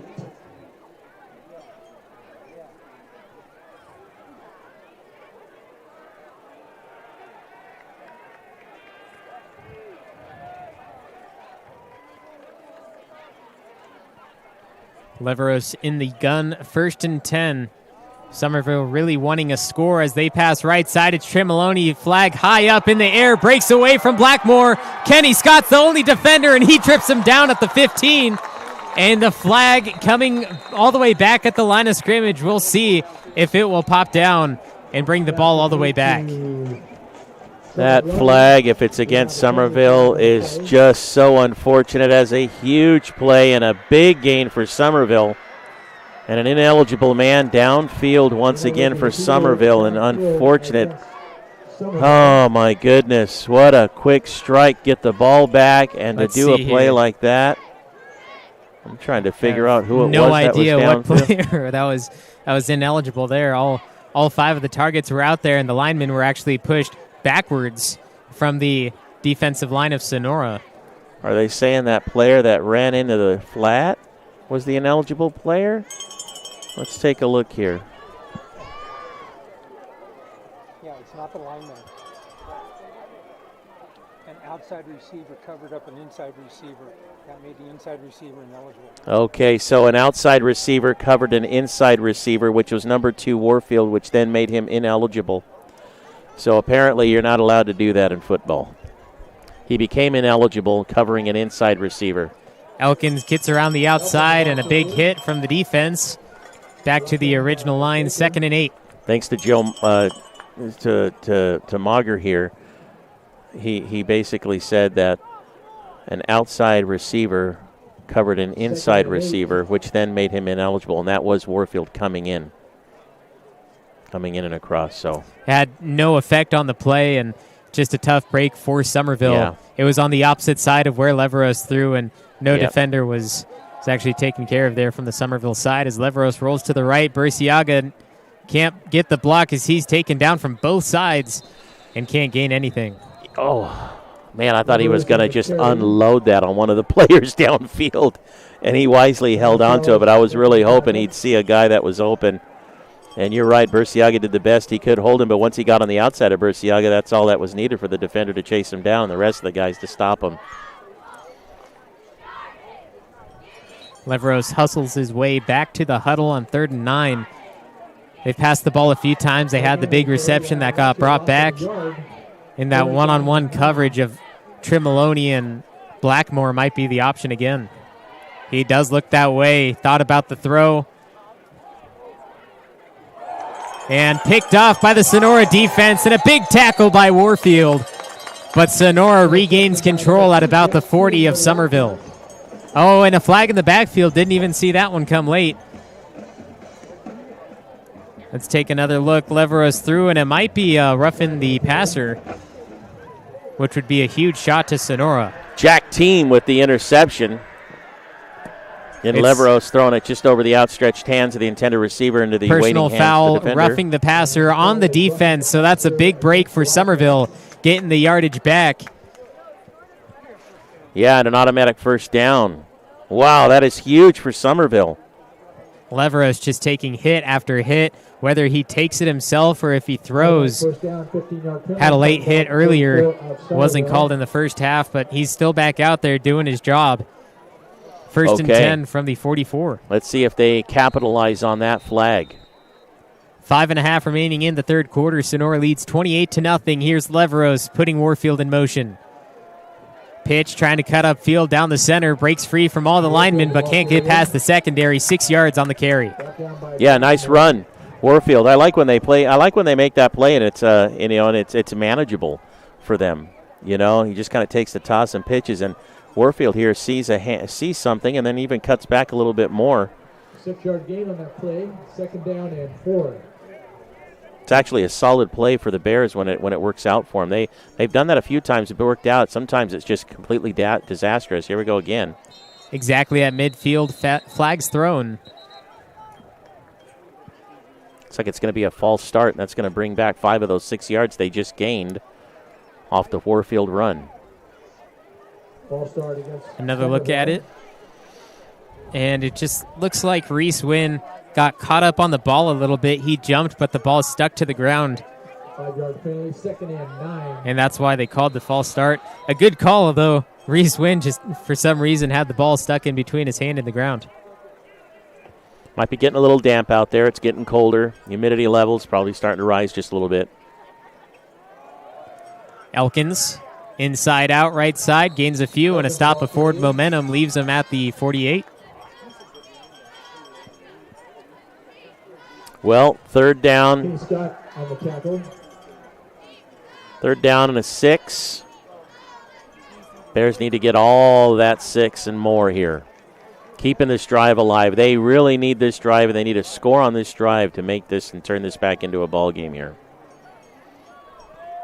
Because I guarantee you, Sonora gets the ball back, they're going to control the clock and burn off as much as they can. Empty backfield, trips right, 2 to the left, Warfield in motion. It's Leveros taking the snap.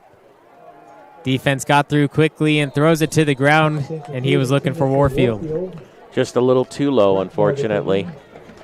And that's unusual. We haven't seen that from Leveros today, 2 low throws or lows that have been too low, and this could be because the ball's getting a little wet. Now, it just has it the way it came off his hand a little bit, too. It looked like kind of it came over the top with it. So here they're going to probably go for it here, I'm thinking, right? Yep. With 6 yards to go, you can't really get the defense to jump for a free 1st down. You can make it 4th and 1, but for Summerville, they're just going to take a snap and go for it. Over the middle, it's caught. Elkins, 1st down and more, getting around the outside of Cribbs.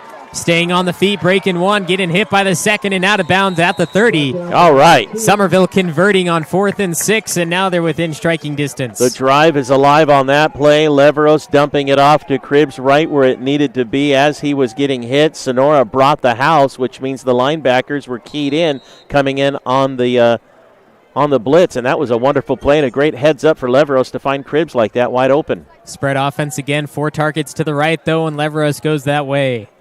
Taking his time, a block from Elkins, and he takes it himself for a gain of 6. Keep the clock running, too, 3.5. Now you'll notice on the replay here, only 3 down linemen coming in for Sonora. They didn't bring the house, nobody blitzing, which means there's a total of 6 players covering all defenders, which is the reason why there is so much green out there covering the wideouts. When Sonora brings those linebackers in with the 3, that's when it opens up and one of your receivers is going to be open, just like Cribbs was that last play. They'll play before this last one. Watch out for Frankenstein and Cribbs off that left side. 4-man rush gets through the line, and that pass complete for a gain of 1. Yeah, they got the pass complete. Unfortunately, what they did was the secondary came in and acted like linebackers, and so that's how they were able to stop the screen. Because look at that. They're bringing the house in, and the screen was there, and it was 1 man. that actually there. Looked like a design play for Summerville to do exactly that, a screen play where all the linemen would just push up the field after Elkins got it. It just didn't work the way they wanted, and they will have another opportunity on 3rd and 5. Deep down the right side, Tremoloni caught, touchdown Summerville! There it was again. Sonora brought in 5 men, the 3 down and the 2 linebackers on the defense, which opened up some opportunities. Leveros stuck in there as long as he could, took a hit as he threw it and put it right where it needed to be. Here they come, 5 men in. Threw it, hit right between the secondary back there. Wonderful. They struck when they needed to. This is huge for Summerville. And the zone defense from Sonora couldn't stop it. When a guy's running long, you can't play zone because no one's out there to protect him. Leveros with the eye to see him exactly wide open in that corner. 28-6, and it's Tremoloni who just caught the pass to put in the PAT. Golden Regiment going nuts in the back. A high kick, and it is through the uprights, drops over the crossbar. What looked like a limp duck just dropped right over the crossbar. 28-7. Can Summerville come back? We'll find out right after this. Hey Bears fans, the Bears Quarterback Club is excited to announce the 2022 Westside Tribute Band Brewfest is a go. Great music, great food, great beer, and great friends all return to Westside Pavilion on May 21st. That's right, May 21st. No more midsummer heat. The 2022 Brewfest promises to be bigger and better than ever. So mark your calendar now so you do not miss out on this great time. See our Facebook or Instagram page for ticket options. See you there. Roberson Construction brings a can-do attitude to every aspect of a construction project, making dreams a reality for its customers. The Roberson team is made up of professionals who know how to make the construction process a positive experience.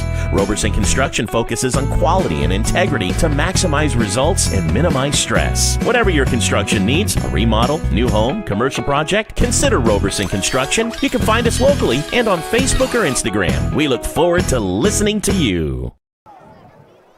The Summerville Bears are on the board. The Wildcats lead 28-7. It's late in the third quarter, but Summerville, their offense has proven that they can score points. They have 7 against Sonora, but can they score more before time runs out? I'm Levi Flores along with my dad, Justin Flores, and here is the kick after the Summerville touchdown. Sonora to return.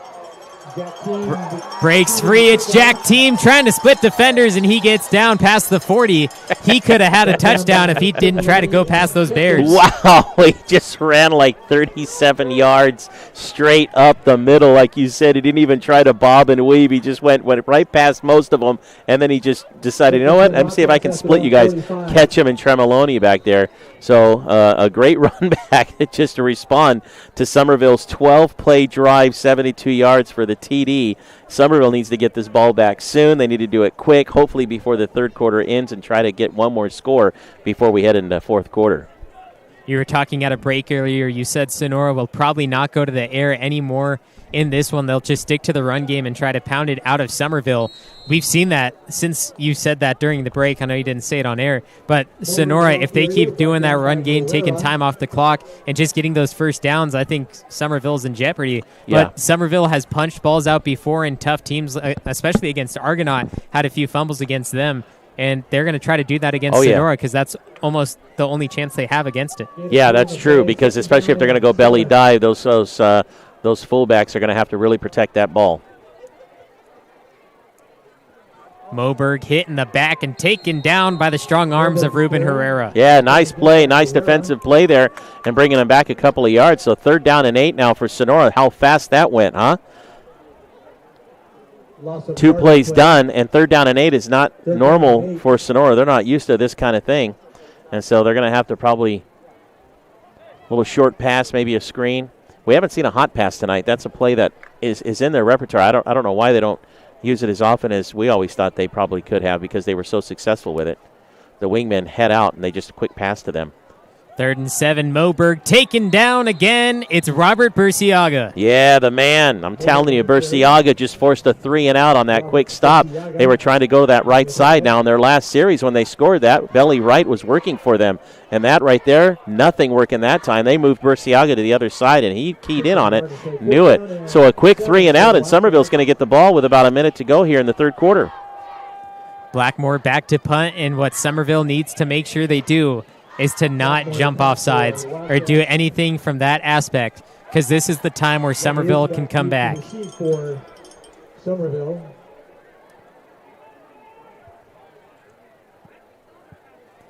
Blackmore. Another booming punt, and Leveros will receive at about the 16. He will not let it go that time. He learned his lesson from the previous punt, and he's taken down at the 27, where Summerville will start their drive. All right, Summerville got that ball back really fast. There's still 35 seconds to go, but they got that ball back, and right now riding on the momentum that they just scored. They showed they can score. They methodically, if it wasn't for that roughing the passer flag on that last series, they wouldn't have had the continuation of the ball, but going 12 plays and going 72 yards, here they are from the 27, and they want to score again. Single back formation tight. On the offense, Leveros under center. Scooting across the back, here's Elkins with a small pitch. Elkins, the ball carrier. I'm surprised for the Sonora defense not putting in Kenny Scott. He's one of the best strong safeties I've seen in high school football. He just reads the quarterback so well. Summerville not really throwing over the middle against a zone defense at all, but the fact that they just don't have Kenny Scott out there actually surprises me. You know, you never know why. But right now it's been working for them. And that's the end of the third. Wildcats up 28 to the Summerville Bears 7. Fourth quarter coming up on NorCal Sports TV. School football has a long tradition of sportsmanship, perseverance, and victories. The Junction Shopping Center has a 37-year tradition of providing the Sonora area with everything from groceries to pet supplies, clothing to banking, insurance to shipping, dining to dry cleaning, jewelry to flowers, and everything in between. The Junction Shopping Center supports Sonora Wildcat and Summerville Bears football. Scott's Distributing and Vending Service. For more than 23 years, Scott's Distributing and Vending Service has been locally owned and operated. Run by folks who have a vested interest in the success and prosperity of our local economy. Learn more about our full-line vending machine services, office coffee service, and janitorial supplies by visiting scottsdistributing.net. That's scottsdistributing.net, or by calling 209-736-0963. 12 minutes left to go. The Wildcats lead 28-7. The Bears offense out on the field. I'm Levi Flores along with Justin Flores. Thank you for joining us at the home of the Wildcats. Dunleavy Field, Sonora making a strong statement. Almost nobody beats them here at Dunleavy Field, and they're making sure of that tonight. Summerville wants this one bad as they're lining up, spreading out that defense. I'm telling you, Sonora with the 3-3-5. They rush in a linebacker or two. Summerville knows that open man, and Leveros will find him. Empty backfield and blocked as he threw. That was Chance Pimentel making the stop, and there was no whistles, so they assumed it was a live ball. Pimentel trying to chase it down before it went out of bounds. Man. Not very often somebody catches up with Leveros before he can throw the ball, and that time they got him. He was looking to pass quickly, too, but that leaves it at third and about 9. Kurt Clifton, defensive coach for the Sonora Wildcats, barking orders to the team. Summerville's already exploited a few things and was able to score on their last run. All 5 options out there. Down by 3 possessions. Short pass to Warfield, cutting up the right side. And he gets down at the 37, which is right at the marker to be. This is a big play for Summerville coming up. I'm surprised that they didn't give him that extra yard. I really thought he stretched out at the end of that with the push, but maybe not. 4th and 1. 4th and 1 for Summerville. We saw a quarterback sneak as soon as it was snapped last time. And there exactly it is. Reese Wynn pushing forward, giving the room for Leveros, and he certainly got that one. Leveros took the hit and a half on that entire play because Leveros doesn't go under center very often. When he does, you almost assume he's going to go quarterback sneak. And, yeah, trying to follow behind Reese. Reese himself. Hold up. They're not moving the chains yet. They're going to. Oh. They might have to bring out the chains to measure this, but on the replay, you can certainly see that Reese Wynn was well at the 40-yard line, and, of course, Braylon Leveros was right behind him. Leveros was met immediately and never got behind Reese, but then he was sort of pushed, and that lineman there on the side, he's got a pretty good key in on it there now that we see it in the replay. He did a good job of coming in there. Here's Leveros trying to get that extra yard, the push, and as he comes down, there he is, and there's that lineman coming right in with his feet. Actually, that's a great spot. So let's see here. This is the tail of the tape because that line judge there on the side, they're using his foot as the ball marker. And according to the replay there, he came right in, right where he needed to. So the tail of the tape, as they say, right? The referee blocking the ball there. Not quite sure how close the chain is so far.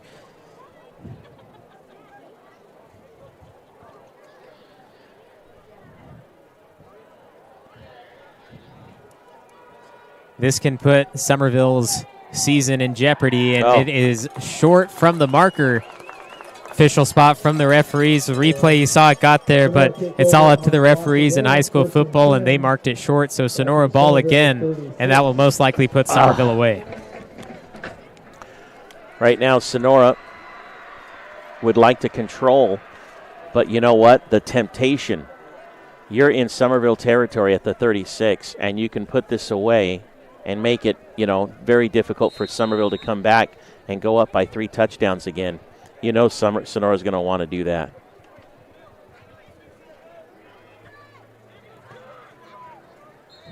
There go the Wildcats and a false start. Yeah, a lot of guys moving. We've seen that a couple of times tonight with this team. That's the one thing with the Wildcat offense. There's only one guy allowed to move in motion, and you want on the snap, though, in unison, there's a bunch of people moving in multiple directions, and sometimes they get a little antsy. And so here now, Summerville defense, all right, you just pushed them 5 yards, not yourself, but a flag did. And that's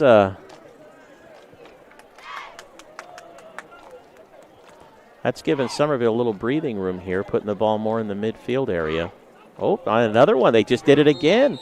There's another 5 yards, and so 10 yards after 2 plays. And now Sonora sees themselves near midfield. And the Coach Craig going out onto the field, yelling ref, having to stop him immediately before going any further. Yeah. And it's going to be 1st and 20 for Sonora. And so what looked like in a position where they would want to probably drive and score very easily. And there's the timeout from the Sonora coach, and he's going to go out there and talk to his team. 28-7 Wildcats over the Bears. Our Tree Service is a local family-owned and operated business specializing in meeting fire clearance requirements, hazardous tree removal, and emergency jobs. With over 20 years' experience, our employees are safe, knowledgeable, and professional. Voted 2021's Best of 209 by 209 Multimedia, we're happy to provide our customers with quality work at affordable rates. Proud to offer discounts to veterans. Call today to schedule your free estimate. 209-559-0124. Scott Berner, financial representative of Thrivent, helping you with your insurance and retirement needs. 209-371-9362. Scott Berner, financial representative of Thrivent, helping you with your insurance and retirement needs. 209-371-9362. A false start and an illegal shift on Sonora leads to 1st and 20. Coach going out to talk to the team at the timeout. Curnow looking to throw over the right side. It's Pimentel. Breaks the tackle of Tremoloni. Runs over Elkins and inside to the 25. Pimentel goes for the first down, 20 yards. Curnow and Pimentel, once again, the dynamic duo, moving the chains on 1st and 20. Well, those 10 yards they lost plus 10 more, all on one play. And what a threat those two guys are, over 6 feet tall. Again, we haven't seen players that tall in Sonora High School, for me anyway, since the days of Ryan Williston and Scott Shotgun days. Those guys were beasts out there. Moberg 6 yards on that one, so a 20-yard gain, then a 6 right after that inside the red zone. Sonora doesn't necessarily need the points, but they're going to get it. Yeah, I remember I told you they don't necessarily need it, but where they are, it's almost one of those things like, hey, let's get in there. If we hit again, that's 3 scores up, and then at that point it's pretty much just we'll just kind of ride out the clock. Milbourne is very tall too, and 6 months ago when these two teams met at Thorstead Field, he was just a monster out on that field. Moberg, the ball carrier. Moberg again getting close to that marker, although it looks like it's just shy. Curran and number 55 for Summerville. Remember, Summerville needs to remain healthy here today for the rest of the game, not let emotions drive them. They are in the playoffs. They will be playing a week from today. Who they play and where they play, that'll be announced by the CIF.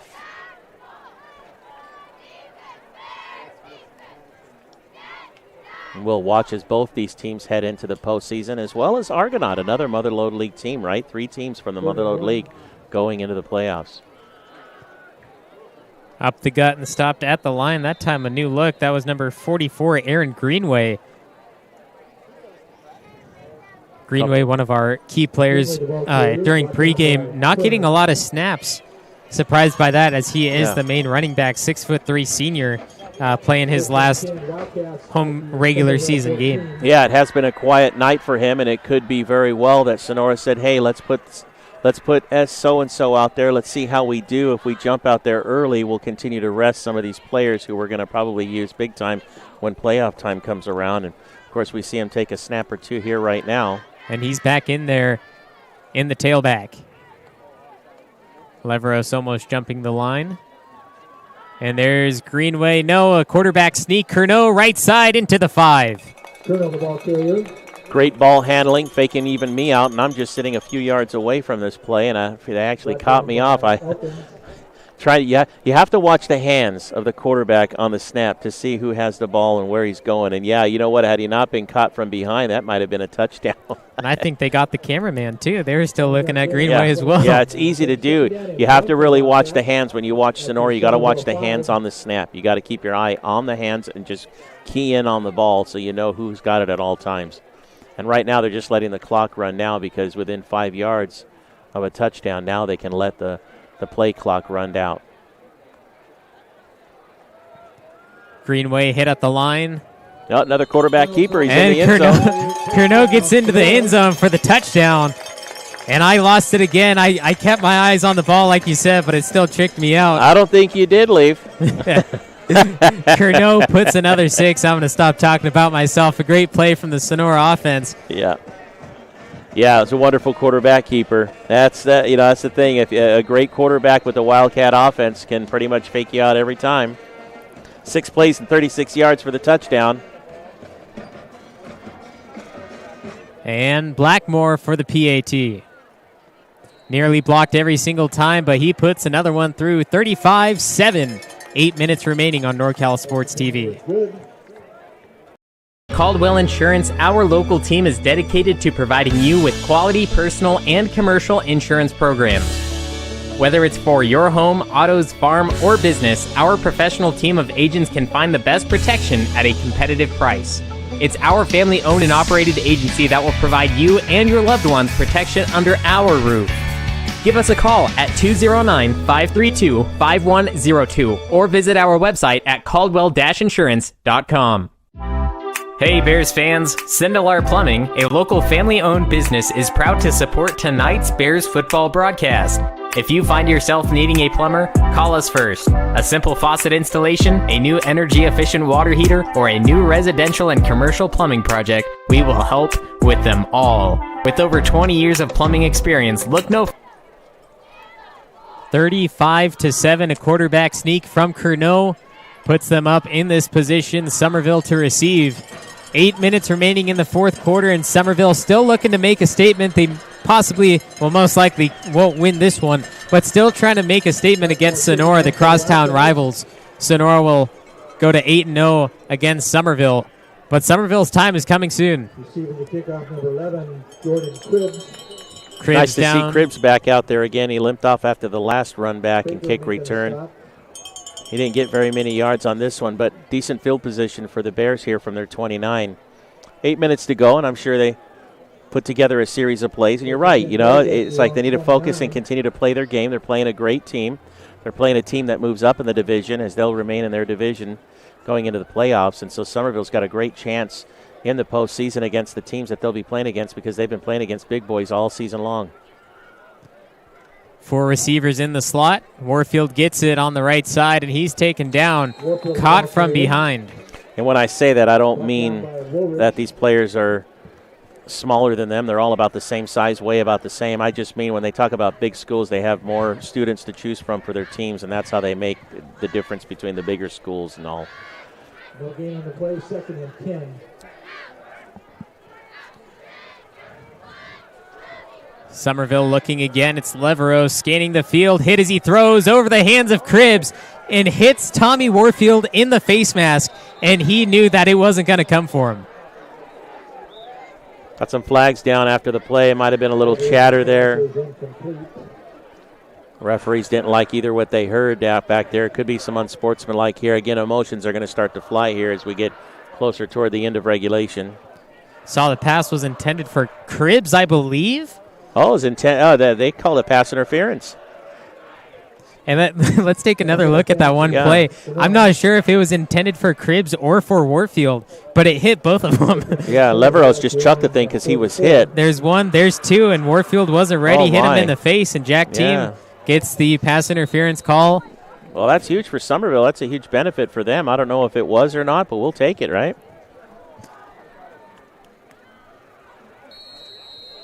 Going back in the tight formation, and a flag. Sideline warning on Sonora. On who? Sonora is remaining well off. Could most likely be on one of the coaches leaking out onto the field a little bit. A pitch out to Elkins, gaining 5. Elkins, the ball carrier. Nice run. About the only one I saw was head coach Brian Craig, but he's not having a chatter or anything. He's just pretty much walking up and down the sideline, taking a look at his team as they're playing. Nice run by Elkins, by the way. Taking it straight to him. 5-yard pickup on first down. Now the Bears have some decent in position and options. More men in the slot as Elkins takes another carry. Hit in the backfield. That's Roger Alderman with the stop. Soon as I saw Leveros going under center, I thought, what are they cooking up here? But it was nothing more than just a give in the backfield. And Alderman, who is one of their top players defensively, was there on the tackle. Alderman, also one of the basketball players at junior, so make sure to watch out for him next year on the field and on the court. Junior, and he stands like a head above everybody else out there on the field right now.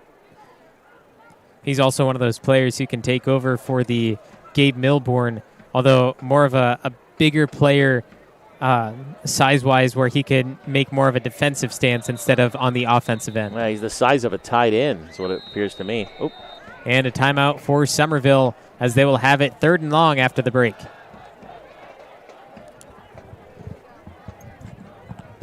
Timeout, Summerville. Broadcast has been brought to you by Robert Caldera Construction, The Peppery, Sindelar Plumbing, Sindelar Tree Service, Caldwell Insurance Services, James Roberson Construction, Benton Roberson CPAs, the Bears Quarterback Club, Edward Jones Financial Advisors of Tuolumne County, Scott Berner Thrivent Financial Services, Suess Insurance, the Junction Shopping Center, KHB Construction, Scott's Distributing, Sonora Conference Center, and the NCS TV Overnight Summer Basketball Camp.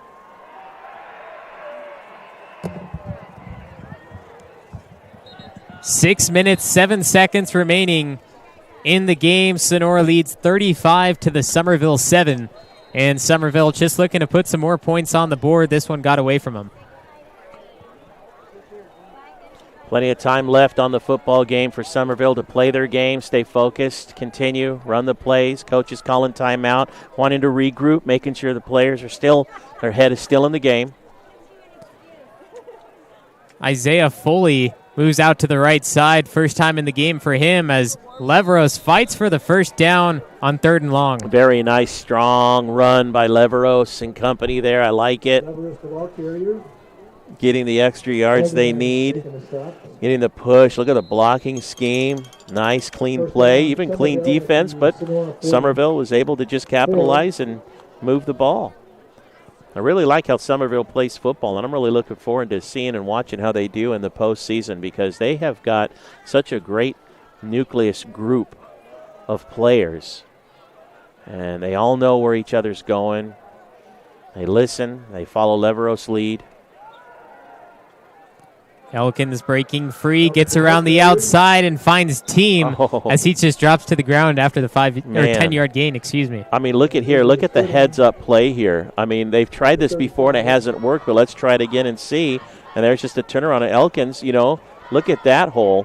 The line opened up for him. Looked like he tripped on the outside after he got around Cribbs. And they mark him short of the first down again. Back in the pistol formation, 5 minutes remain. Frankenstein, Warfield on the right. And it's Elkins with another carry, finding another big hole, breaking free at the 20, 15, and down inside at the 13. And you wonder where was this Summerville Bears offense just a quarter and a half ago. Because here, a couple another big runs. Look at the push off the line. Look at the blocks they're getting from Burciaga and also number 51 there, Reese Wynn, giving them that. He's the center. Wonderful. I mean, look at that. 2 big plays. Look where they are now. 8th play of the drive. And Elkins taken down that time in the backfield. And that was Tyler Sells making the tackle. This was actually an option play taken straight out of the Sonora playbook. Faked it from Warfield and then gave it to Elkins. I don't know how you sniffed that one out, but they knew something that we didn't. Yeah. A lot of chatter down there. 2nd and about 11.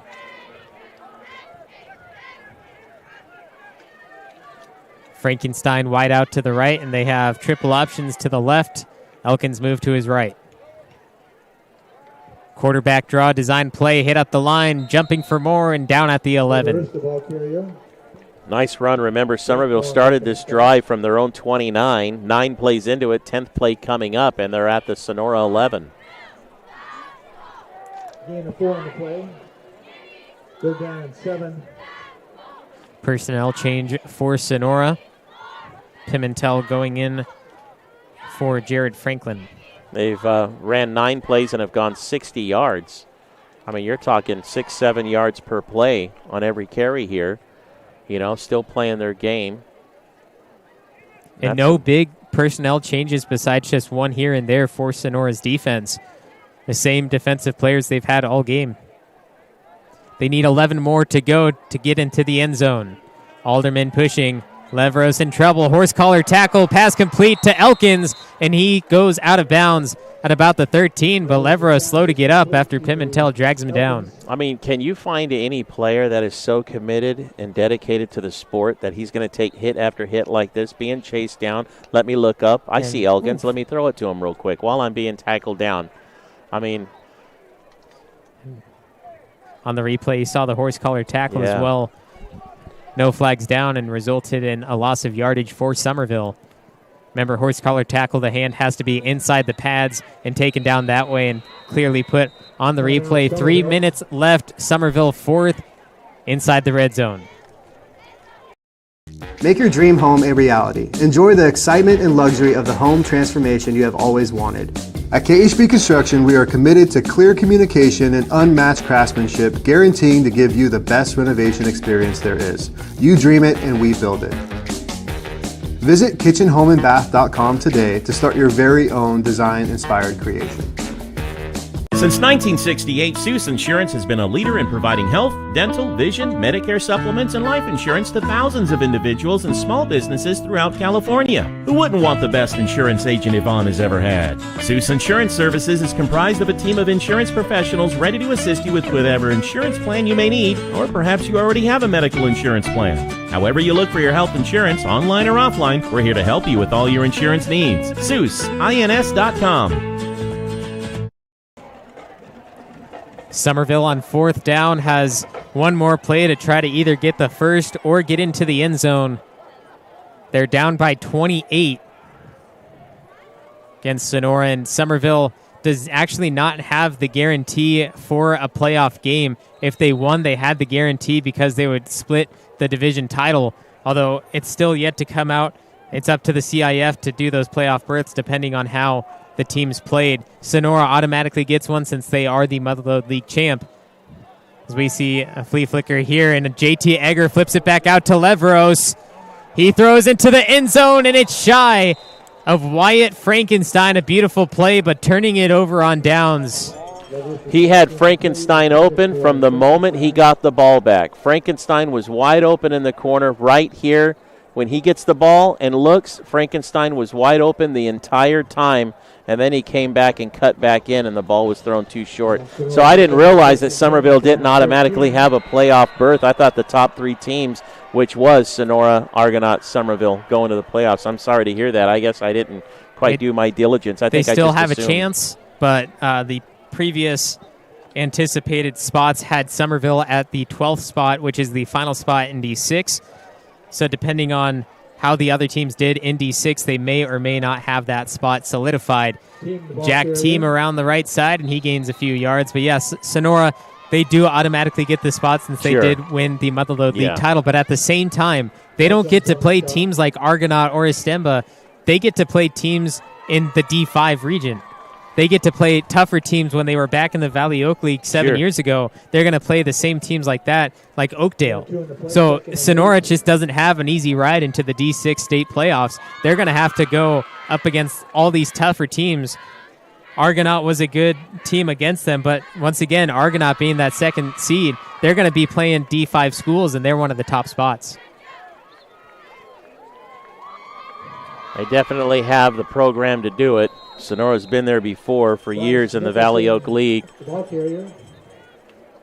And they've actually done well in the postseason. Let's just hope that things turn out for Summerville, that they end up getting a spot, even if it's the last spot, and another chance to continue to play. Otherwise, what we're witnessing here is the final plays and minutes for the seniors that are currently out on the field.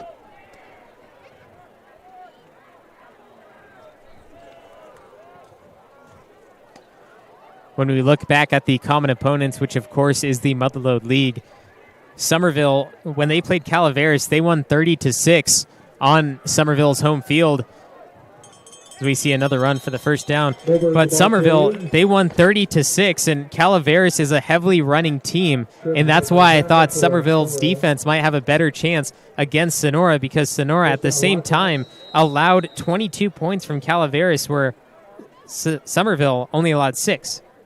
So you got 22 against 6 in that realm. Yes, Sonora did score twice the points that Summerville did. But that's just one matchup. Amador 46-0 for Sonora, and then 20-6 for Summerville. And Summerville was missing both Leveros and Frankenstein Hurd on the sidelines at the time. So it was just tough for them to get that victory. But if they did have those main players, they probably would have excelled more than what they did for that 14-point victory. And Curnow will take a knee. They'll have to do one more out there unless both teams say it's over. 35-7, the battle between both teams. Great plays, great options.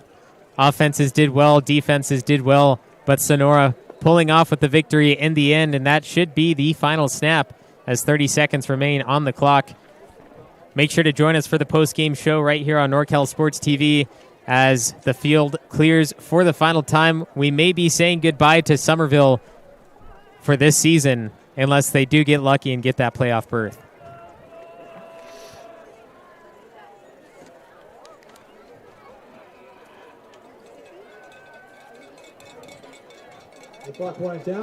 And congratulations from both sides. Remember, stay tuned.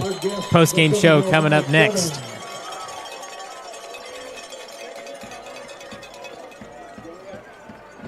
Hey Bears fans, the Bears Quarterback Club is excited to announce the 2022 West Side Tribute Band Brewfest is a go.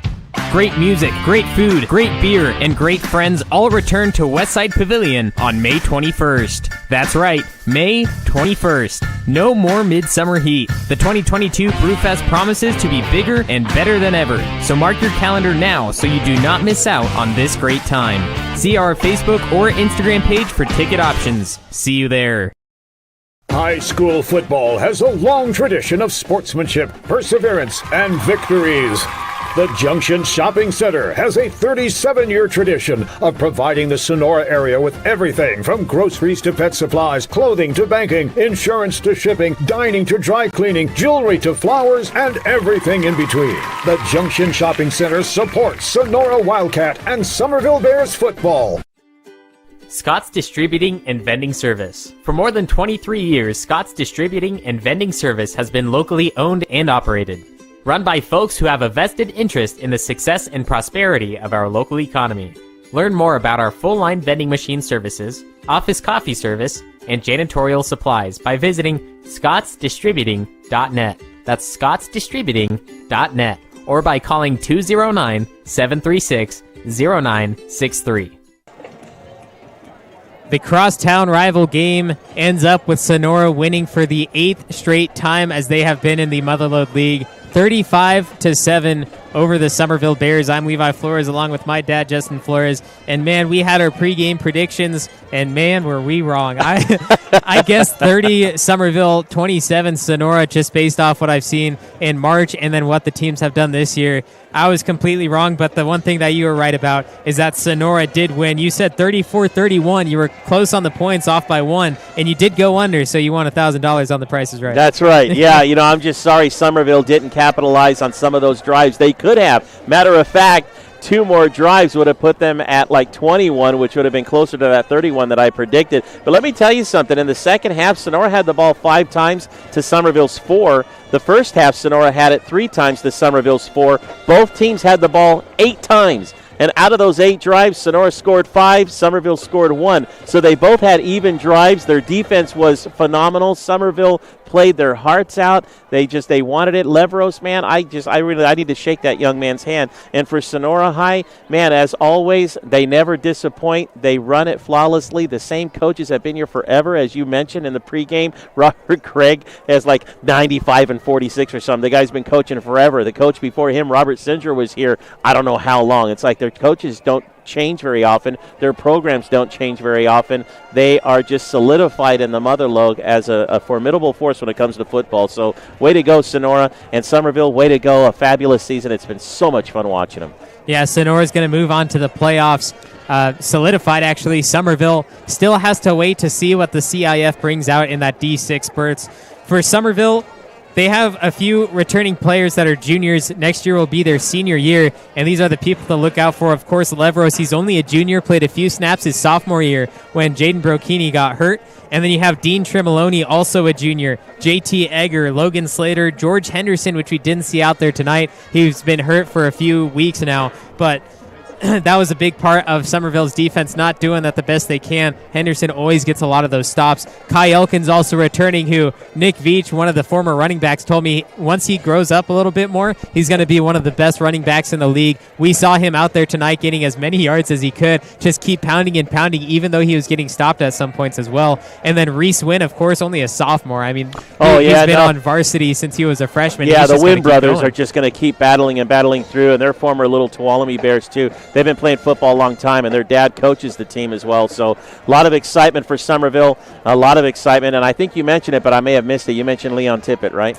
Leon Tippett, we've been mentioning him as a junior, but on my current roster, he's now a senior. So either he grew up a lot in the past 2 weeks, or we just had it wrong. Or he skipped a grade. Who knows? Okay, wonderful. Great broadcast. And thank you, Levi, for the opportunity, and Dion and the rest of the gang here. Yeah, absolutely. This. Sonora, we forgot to mention their returning players for him. Jack Team, Tim Blackmore, Cooper Moberg, Chance Pimentel, Tyler Sells, and Roger Alderman. I mean, some of the names that we mentioned every single play tonight are returning next year. And as much as I want to say Summerville has a chance, with those guys, Sonora's going to be a powerhouse of a team. Always, but it's nice because they'll come together at the end of the season for the final game of the Mother Lode League. No matter what record it is, it's going to be a blowout and a barn burner just like it was here tonight.